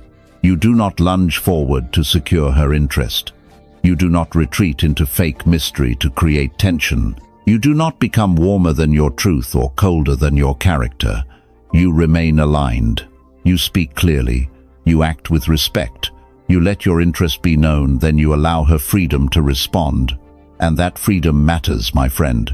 What chooses you freely stays differently than what you pressured into staying. If you drag someone closer through persuasion, guilt over giving, or pressure, you may get their presence for a while but not their real desire. Real attraction needs room. It needs space to step forward. It needs the feeling that nobody is being forced, trapped, or convinced. That is why holding position is so powerful. It creates clean space. It says, "This is who I am. This is how I move. This is what I offer. This is what I will not abandon. If that aligns with you, step closer. If it does not, I will not chase you into agreement." There is deep, masculine strength in that. Think of a lighthouse. It does not chase ships through the dark water. It stands where it was built to stand. Its light is steady. The ships that need it find it. The ones heading elsewhere continue on. The lighthouse does not panic. It does not dim itself because one ship passed by. Be that steady. In dating, in love, in ambition, in life, the strongest position is rooted in self-respect. You plant the seed. You water your discipline. You tend your character. You keep your word. Then you let nature reveal what grows. If connection grows, good. If it does not, you did not lose yourself trying to force it. This is the highest level of do not chase, attract. You stop managing perception. You stop calculating every pause. You stop trying to become whatever will keep her attention. You live. You improve. You stay grounded. Because you are grounded, you become more attractive than the man who keeps changing shape. A woman can feel when a man is steady. She feels it in his silence, his patience, his restraint, his calm desire, his refusal to beg. That kind of presence does not need to shout. It enters the room and holds weight. So, hold your strong position, not to control her, not to punish her. Hold it because your self-respect is not negotiable. What belongs to you will not require the death of your dignity. What is aligned will recognize your strength, and what is not aligned was never yours to force. Self-respect never chases, it attracts. Folks, now you understand the real meaning of don't chase, attract. Chasing comes from fear. Attraction comes from self-command. When you stop forcing, stop begging, stop over-proving, and start building your own gravity, your entire energy changes. You become calmer, sharper, more grounded, and far harder to ignore. This lesson was never about doing nothing. It was about moving with purpose, holding your standards, trusting timing, and becoming the kind of man who does not lose himself trying to be chosen. If you want deeper lessons on Stoicism, masculine confidence, emotional control, and attraction without desperation, join the channel membership. That is where we go further and build the mindset most men never develop. And if this video gave you clarity, subscribe to the channel and turn on notifications so you do not miss tomorrow's lesson. What if losing her to another man was the best thing that ever happened to you? I know that sounds brutal, folks. Right now it may feel like she chose him because he was better, sharper, richer, more exciting, or somehow more masculine than you. You replay the conversations. You picture them together. You wonder what he has that you did not. And if you are not careful, that pain will turn you into a man you do not respect. You start checking her social media. You look for signs she regrets it. You compare yourself to him. You want closure, answers, one last conversation, anything to make the wound make sense. But my friend, chasing a woman who chose another man does not restore your power. It proves she still owns your emotional state. Stoicism gives you a harder, cleaner path. You let her go, not because you are weak, not because you did not care, but because a man with self-respect does not compete for a woman who already made her choice. He uses the pain as fuel. He controls his emotions. He walks away with dignity. He becomes silent, stronger, more disciplined, and harder to replace. In this video, you will learn why her choice can become your victory, why silence breaks the old dynamic, and how letting go turns you into the man she never expected to lose. Stay with me because this lesson can change how you handle rejection forever. Let's get into it. Number 1. Break the love illusion. Let's not dress this up, folks. When she chooses another man, the first thing that breaks is not your heart. It is the story you were telling yourself about her. You thought what you had was different. You thought the late-night talks, the soft touch, the way she looked at you across the table, the private jokes, the chemistry, all of it meant something permanent. You built a future out of moments. You took desire, warmth, and a few promises, then turned them into certainty. But my friend, certainty built on emotion alone is fragile. That is the love illusion. It is not that nothing was real. Maybe some of it was. Maybe she did care. Maybe she did feel something when she was with you. But feelings can be real and still not be loyal. Attraction can be real and still not be stable. A woman can enjoy your presence, your protection, your masculine energy, and still choose the emotional rush of someone else when her character is not anchored. Look at Thomas, 54, a small business owner in Charlotte. He spent 2 years with Rebecca, 47, a stylish divorce attorney who knew how to make him feel seen. She would touch his arm in public, call him her safe place, and tell him she had never met a man so steady. Thomas believed it.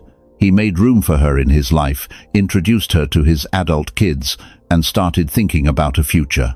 Then Rebecca grew distant, less affection, shorter replies, more nights where she said she needed space.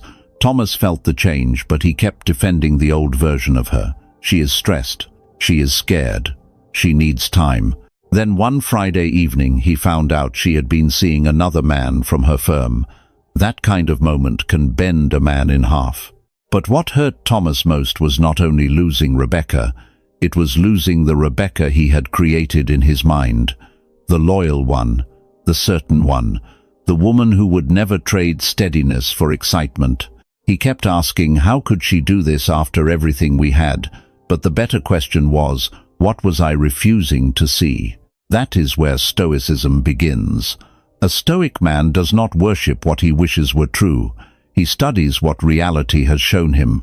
If she chose another man, that choice is information. It does not prove you are worthless. It proves she was not aligned with the future you imagined. And yes, that stings, but it also frees you from begging for a fantasy to come back. Stop calling illusion love. Stop calling attachment loyalty. Stop calling her choice a verdict on your masculinity. She did not become the prize because she left. She simply revealed that the pedestal you placed her on was too high. The illusion says, I lost the woman I needed. Truth says, I lost someone who could leave. The illusion says, he must be better than me. Truth says, her choice reflects her values, not my worth. The illusion says, I must win her back. Truth says, I must win myself back first. That is the victory hiding inside the pain. And do not miss this, folks. Breaking the illusion is not bitterness, it is maturity. Bitterness says all women are the same. Maturity says, I will no longer confuse beauty with character chemistry, with commitment or softness with loyalty. That distinction saves a man years of pain, because once he sees clearly, he stops handing sacred access to temporary emotion ever again in his life today. If you are ready to see the truth instead of worship the fantasy, write this in the comments. I see truth. Stay with me because the next part shows how controlling your emotions turns heartbreak into power instead of weakness. Number 2. Control your inner storm. Now hear me clearly, folks. When she chooses another man, the storm inside you will try to become your master. It will push you toward the phone. It will push you toward her social media. It will push you toward late-night messages, angry questions, and desperate attempts to prove that she made a mistake. But the moment your emotions take control of your hands, your mouth, and your decisions, you lose your frame. Pain is not the problem. Being ruled by pain is the problem. A weak man reacts because he cannot sit with discomfort. He sees her with someone else and immediately needs movement. He needs to text. He needs to explain. He needs to compare himself to the other man.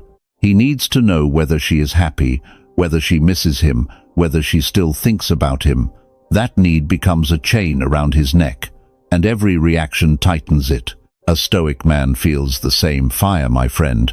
Do not think strength means you feel nothing. That is a lie. He feels the anger. He feels the humiliation. He feels that sharp hit to the chest when his mind imagines her giving another man the warmth he used to receive. But he does not let that fire burn down his house. He contains it. He studies it. He turns it into fuel. Marcus Aurelius said, "You have power over your mind, not outside events. Realize this, and you will find strength." That is the whole battlefield right there. Her choice is outside you. The other man is outside you. Her feelings, her explanations, her timing, her regret, all outside you. But your response is yours. Your discipline is yours. Your silence is yours. Your next move is yours. And that is where your life begins to return to your hands. Control your inner storm by slowing everything down. Do not respond while your chest is hot. Do not post when your pride is wounded. Do not make big decisions while your mind is trying to escape pain. Breathe. Step back. Walk. Train. Write down what you feel before you turn it into action. The goal is not to deny the emotion. The goal is to stop letting the emotion drive. Seneca warned that anger, if not restrained, is frequently more hurtful to us than the injury that provokes it. Think about that. Her choosing another man hurt you once. But your uncontrolled reaction can hurt you again and again. It can make you look smaller. It can destroy your dignity. It can give her confirmation that she still owns your emotional state. Do not give her that satisfaction. When she expects you to break, stay composed. When your pride wants revenge, choose restraint. When your mind begs for closure, choose clarity. Closure does not come from her explanation. It comes from your decision to stop needing one. This is not easy, folks. Some nights will test you. You may imagine them together. You may feel replaced. You may feel like your masculinity was questioned. But remember this, another man did not take your value. He only took the seat she offered him. Your value remains yours unless you throw it away by acting beneath yourself. That is why emotional control is not just discipline, it is protection. It protects your name, your peace, your future, and the version of you that deserves respect. The man who controls his emotions controls his direction. He stops being dragged by pain and starts being led by principle. That is when heartbreak becomes a training ground instead of a prison. If you are ready to master the storm instead of being mastered by it, write this in the comments. I stay controlled. Let's keep going because the next part shows why walking away like a king restores the power chasing can never recover. Number 3. Walk away like a king. Let's not make this complicated, folks. When a woman chooses another man, your instinct may tell you to fight, explain, prove, or compete. But a man with self-respect understands something deeper. The moment she chooses someone else, the contest is over. Not because you lost, but because you refuse to compete for a woman who already made her choice. That is how you walk away like a king. A king does not beg to stay in someone else's heart. A king does not stand outside the gates asking why another man was allowed in. He sees the decision, accepts the reality, and removes his presence with dignity. No long speeches, no emotional trial, no desperate performance designed to make her remember your value. Your value should not need a closing argument. Look at Marcus, 51, a retired Marine living in San Diego. He had been dating Elaine, 46, a fitness instructor with a bright smile and the kind of feminine confidence that made him feel alive again. Marcus treated her well. He planned dinners. He helped her move into a new apartment. He listened when her life got heavy. He thought they were building something real. Then Elaine started becoming distant. Less affection, more excuses, more time unavailable. Finally, she admitted she had feelings for another man from her gym. That sentence hit Marcus hard. His first urge was to ask what the other man had that he did not. Was he younger, better looking, more exciting? Did he make her feel something Marcus could not? Those thoughts came fast, and they were dangerous because comparison is where dignity starts bleeding. But Marcus did something most men do not do. He paused. He looked at Elaine and said, "I respect your choice." Then he left. No shouting, no begging, no speech about everything he had done for her. He did not block her that night in a rage. He did not post anything bitter. He simply walked away and let the silence carry the weight of his self-respect. That is power, my friend. Walking away does not mean you feel nothing. Marcus hurt. He drove home with his chest tight and his hands locked on the steering wheel. But he understood that pain is not permission to abandon dignity. He knew that if he begged, he would not make Elaine respect him more. He would only confirm that she could choose another man and still keep him emotionally waiting in the background. Most men lose right here. They try to negotiate after the decision has already been made. They send paragraphs. They ask for one more conversation. They try to remind her of the memories, the intimacy, the loyalty, the nights she once wanted them close. But if she chose another man, she already had access to those memories and chose differently anyway. So let reality speak. When you walk away like a king, you are not punishing her. You are honoring yourself. You are saying, "I will not compete for basic loyalty. I will not audition for the role I already played with sincerity. I will not reduce my masculine presence to a plea for reconsideration." And here is the paradox. The man who refuses to beg becomes the man she remembers, not because he chased harder, but because he left cleaner. His absence has shape. His silence has weight. His dignity creates the question she did not expect. Did I just lose a man who knew his worth? That question does more than any argument ever could, even when your pride is screaming for one more chance. If you are ready to leave with dignity, instead of chasing for answers, write this in the comments. I never beg. Stay with me because the next part shows why silence becomes your strongest response after she chooses someone else. Number 4. Use silence as power. Listen carefully, folks, because after she chooses another man, your first instinct will be to speak. You will want to explain what she lost. You will want to ask why. You will want to remind her of every night you stayed loyal, every moment you showed up, every sacrifice she now seems to have forgotten. But my friend, the more you talk to someone who already made her choice, the more you shrink your own power. Silence is not weakness. Silence is control. Most men ruin their position with words. They send long messages. They demand closure. They ask whether he is better. They try to make her feel guilty. They tell themselves they are being honest, but really they are bleeding in front of the person who wounded them. And when you bleed like that, she does not feel your value. She feels your dependence. A Stoic man understands restraint. Epictetus said we have 2 ears and 1 mouth, so that we can listen twice as much as we speak. In this moment, listen to what reality has already told you. She chose another man. That choice is the message. You do not need to debate it. You do not need to decorate it with explanations. You need to let silence answer. Because silence does something words cannot do. It removes access. It removes the emotional theater. It removes her ability to twist your pain into drama. It gives her nothing to argue with, nothing to pity, nothing to control. And that is why silence has weight.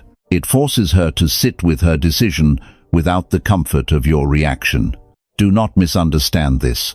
Silence is not a trick to make her panic. If you are silent only because you want her to chase, you are still attached. Real silence is different.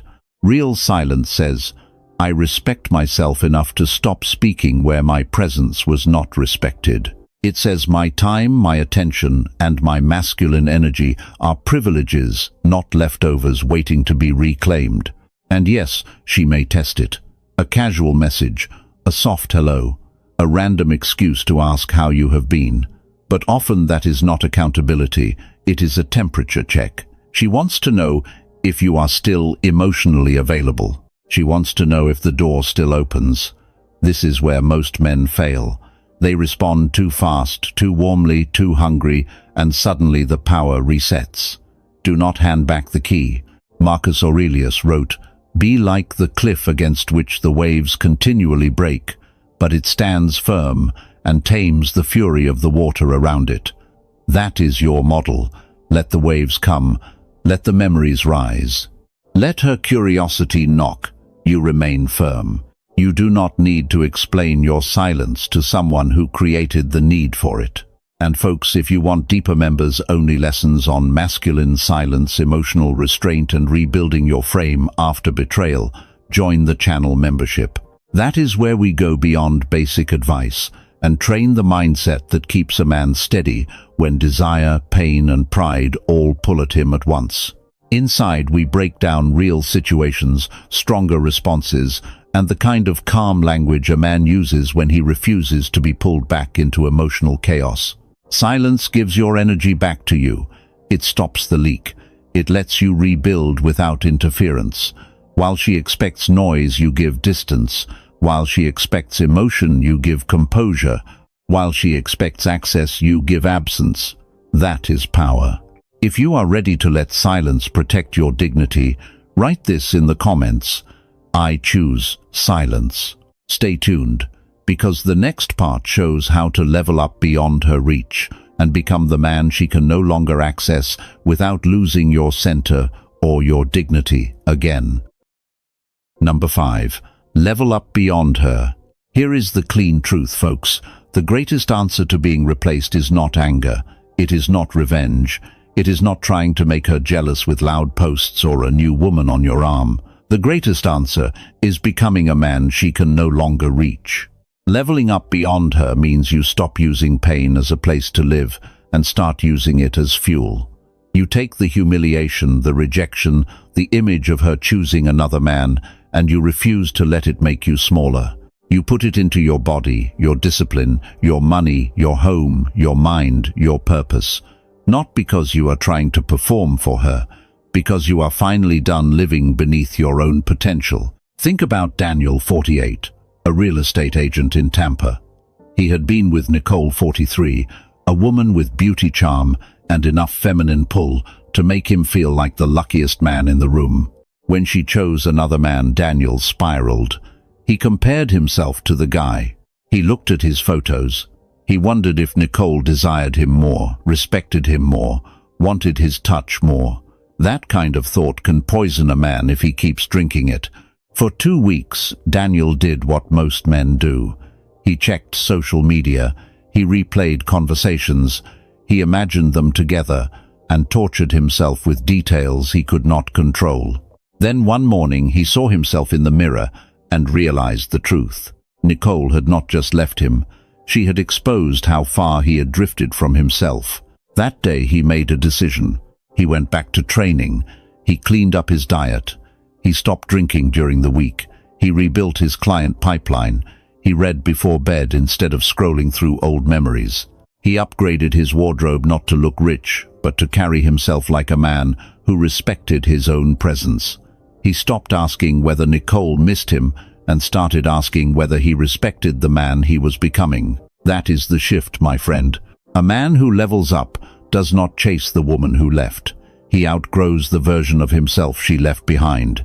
He becomes unreachable, not because he hides, but because his standards rise. His energy changes. His voice steadies. His body becomes stronger. His days become structured. His future becomes louder than his heartbreak. And listen carefully. This is what she will feel if she ever looks back. Not a man begging, not a man broken, a man transformed. She may remember the version of you who cared too much, waited too long, explained too often.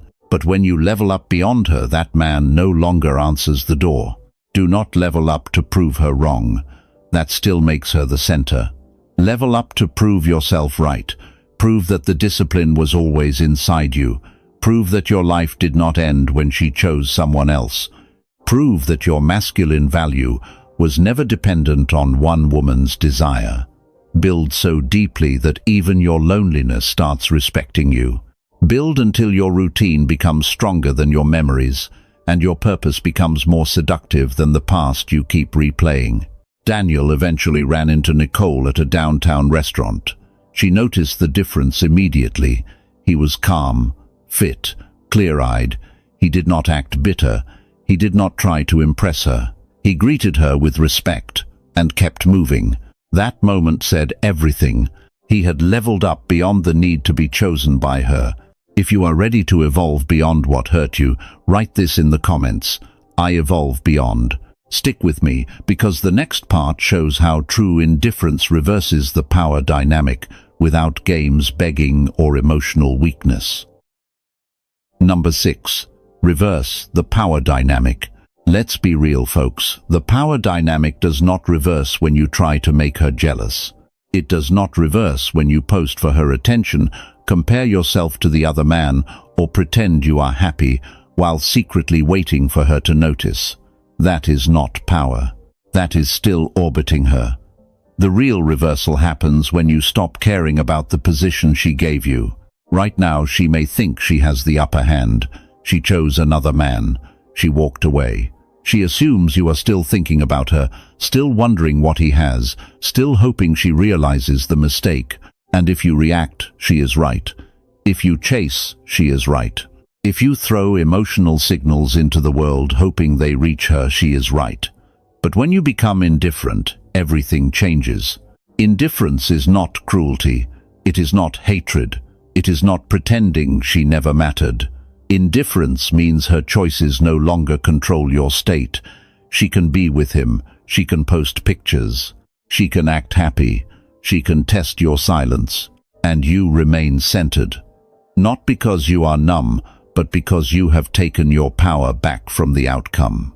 Epictetus said, "Any person capable of angering you becomes your master." That line should hit hard, my friend. If her new relationship can control your sleep, your appetite, your discipline, your confidence, then she is still your master. If seeing her name still pulls you out of your purpose, she still has a leash on your mind. A Stoic man cuts that leash by mastering his response. This is how the dynamic flips. You stop reacting, you stop explaining, you stop checking, you stop competing, you stop giving her proof that she still matters more than your peace. And when your energy disappears completely, uncertainty enters her mind. Not because you manipulated her, but because you removed the emotional supply she expected from you. Most men think power comes from getting a woman back. Wrong. Power comes from no longer needing her back. That is the part she never expects. She expects resentment. She expects longing. She expects one part of you to remain available, just in case her new situation does not satisfy her. But when there is no emotional door left open, she feels the shift. Marcus Aurelius wrote, "The more we value things outside our control, the less control we have." Her desire is outside your control. Her new man is outside your control. Her regret is outside your control. So stop making those things your mission. Your mission is your character, your discipline, your body, your work, your peace, and your direction. That is where real dominance lives. Not dominance over her, dominance over yourself. The man who governs himself becomes impossible to toy with. He cannot be baited by a soft message. He cannot be shaken by her public happiness. He cannot be dragged into comparison with another man. He sees the game, refuses the role, and keeps building with quiet authority, even when no one applauds him. And here is the subtle truth.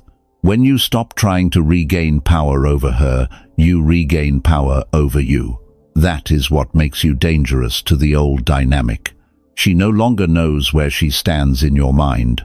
She no longer knows if she can reach you. She no longer knows if her choice wounded you or woke you up. So do not perform indifference. Become it. Let your life move forward so deeply that her regret becomes irrelevant. That is how the power dynamic reverses without a single word. If you are ready to take back your frame, write this in the comments. I hold power. Let's keep going, because the next part shows why real detachment creates attraction that chasing can never touch. Number 7. Attract through detachment. Here is the paradox, folks. The moment you stop needing her is the moment your energy becomes harder to ignore. Not because you are playing some childish game, not because you are pretending she meant nothing, But because detachment removes the smell of desperation, and desperation is what kills masculine attraction faster than almost anything else. Most men think attraction is built by doing more. More texts, more effort, more proof, more emotional speeches, more reminders of what she lost. But when she has chosen another man, more effort only tells her one thing: you are still trying to win a position she already gave away. Detachment says something different. It says, I wanted you, but I do not need you. I cared, but I will not collapse. I felt desire, but I will not trade my self-respect for your attention. Think about Anthony, 44, a high school football coach in Fort Worth. He dated Serena, 41, a confident salon owner, with a sharp smile and a soft voice that could pull him in without trying. Serena had chemistry with Anthony, real chemistry, the kind that made dinner feel charged before either of them said much. But later she chose another man, someone flashier, someone who gave her the thrill of new attention. Anthony wanted to chase. He wanted to show her he was the better man. He wanted her to remember the way she once looked at him, the way she once relaxed around his strength. But every time he reached for the phone, he stopped himself and asked, am I acting from value or from fear? That question saved him. He stopped reacting to Serena's life. He stopped watching for signs. He stopped asking friends about her. He returned to his own rhythm, practices, training, his daughter's weekend games, early mornings, quiet dinners with people who respected him. He did not become cold. He became unavailable to emotional dependence. 3 months later, Serena saw him at a community fundraiser. Anthony was not trying to impress anyone. He was calm, fit, relaxed, laughing with people, carrying himself like a man whose life had not paused for her decision. Serena felt the difference, not because he chased her attention, but because he had stopped needing it. His restraint made the old connection feel unfinished in her mind. That is, attraction through detachment. A detached man does not beg a woman to feel the void he left. He becomes so rooted in his own purpose that the void becomes obvious without explanation. He does not withhold warmth to punish. He simply stops giving full access to someone who chose distance. His energy is clean. His desire is controlled.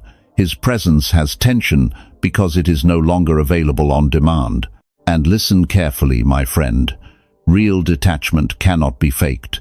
If you are pretending not to care so she comes back, you are still attached. If you are ignoring her only to trigger her, she still controls the strategy. True detachment means you keep moving even if she never notices. You build even if she never regrets. You become whole even if she never returns. That is why it attracts. It is not a trick. It is the natural pull of a man who no longer begs life to give back what walked away. Women can feel that kind of independence.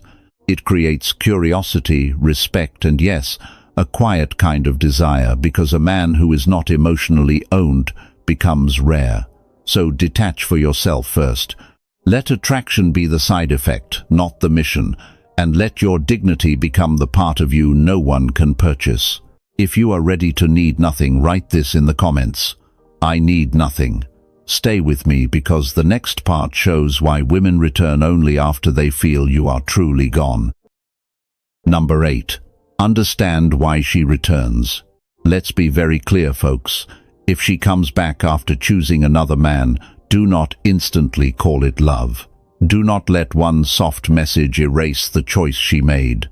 A woman returning can mean many things, and a man with discipline does not confuse curiosity with commitment, loneliness with loyalty, or regret with real accountability. Most women do not feel the full weight of losing a man immediately.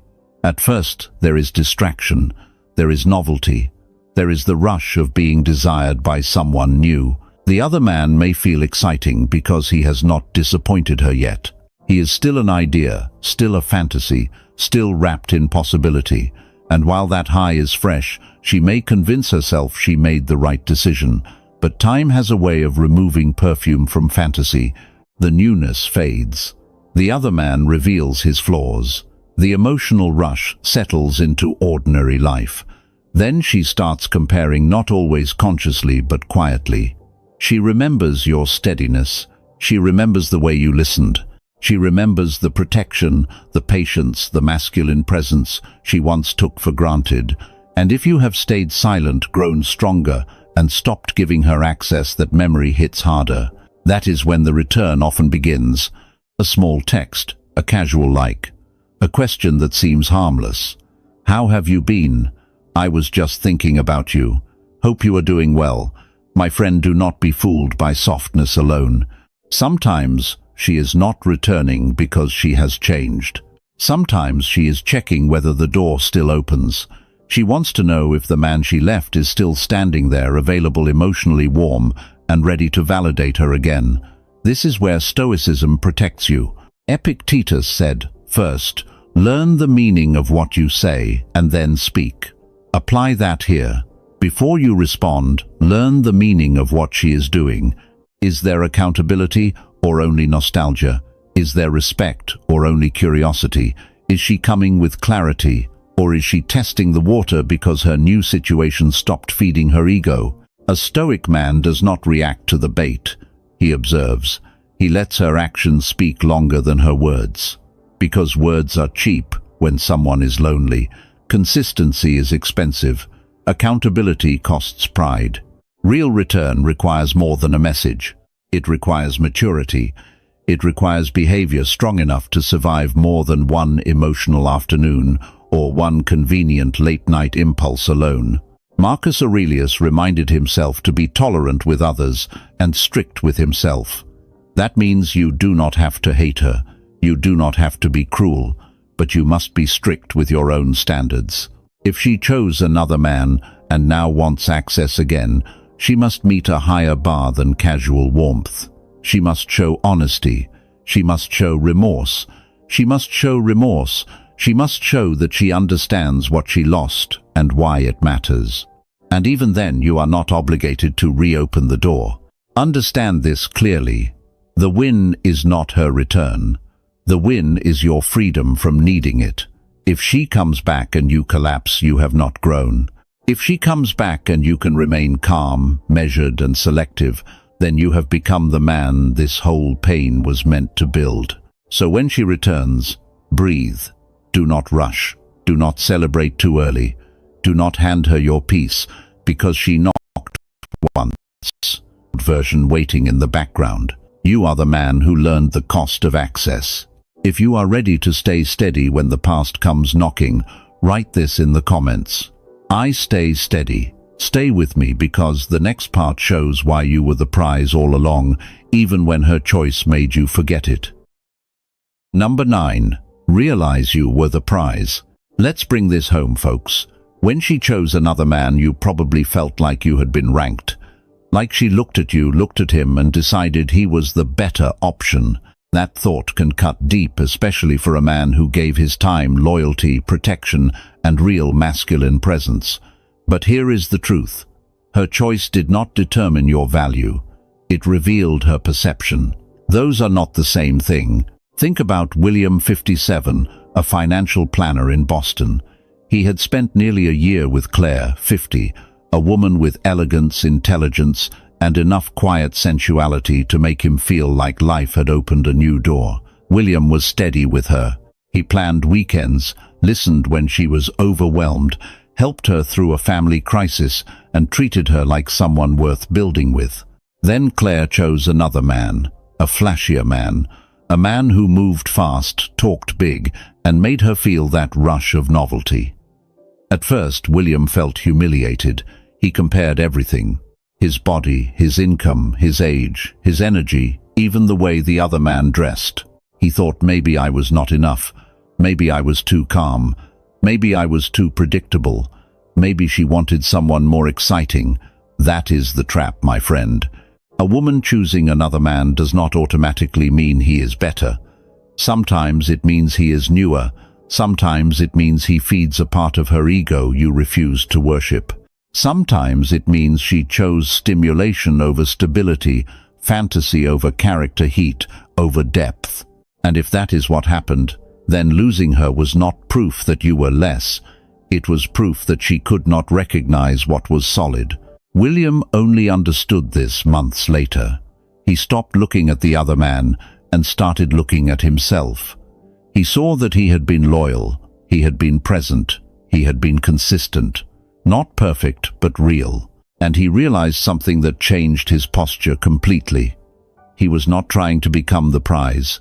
He had forgotten he already was one. Not because he was flawless, not because every woman should choose him, but because a man with loyalty, discipline, emotional control and standards is not common. A man who can love without begging, provide without being used, and walk away without collapsing carries value that cannot be measured by one woman's temporary desire. That is the Stoic mindset. Your worth is not held in her hands. It is not hiding in her approval. It is not erased because she touched another man, laughed with another man, or chose another man's attention for a season. If your value disappears the moment she leaves, it was not value. It was dependency. The prize is not the man who gets picked by everyone.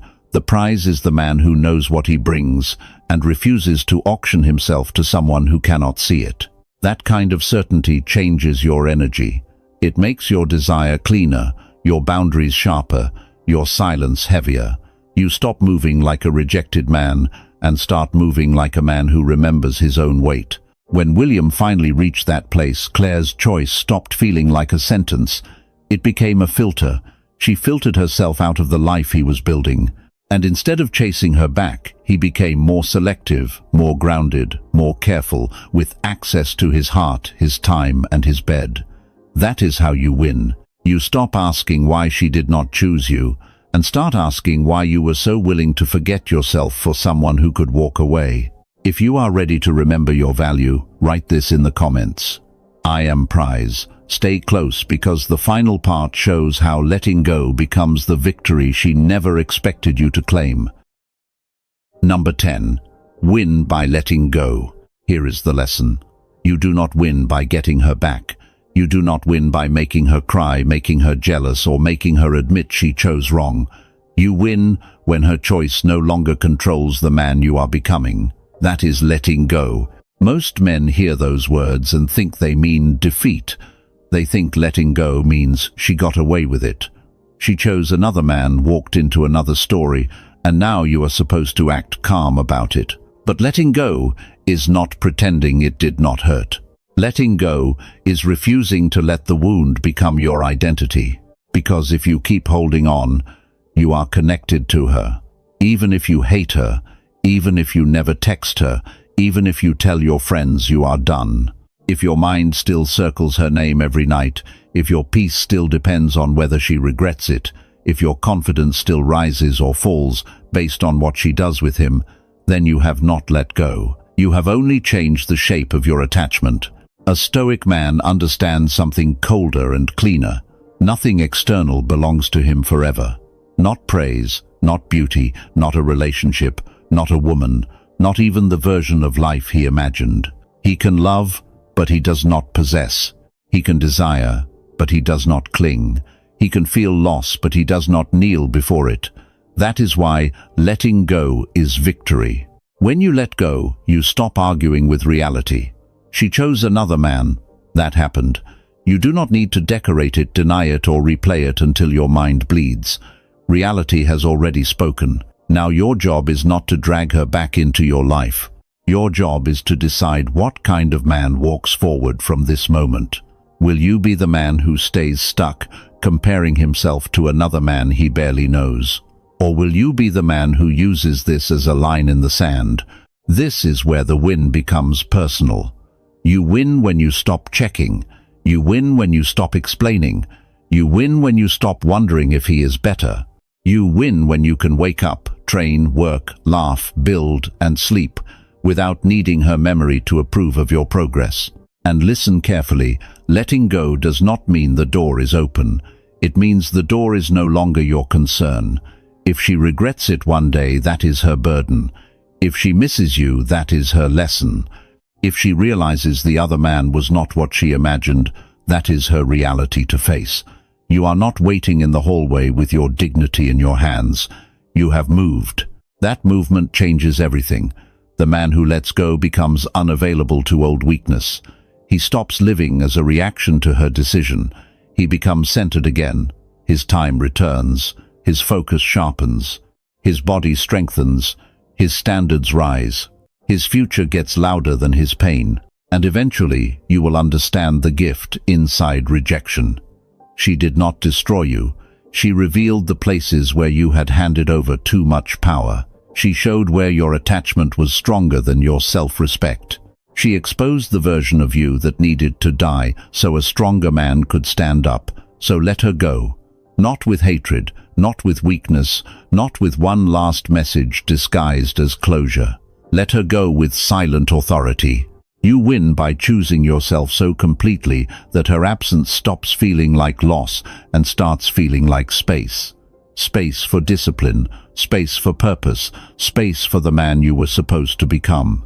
That is the Stoic win. You do not chase what leaves. You build what remains, and what remains is you.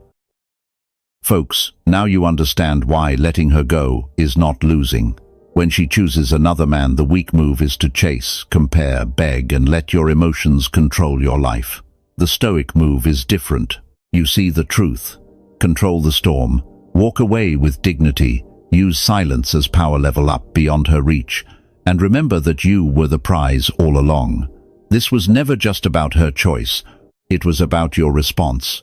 It was about becoming the kind of man who does not collapse when someone leaves, because his worth was never in her hands.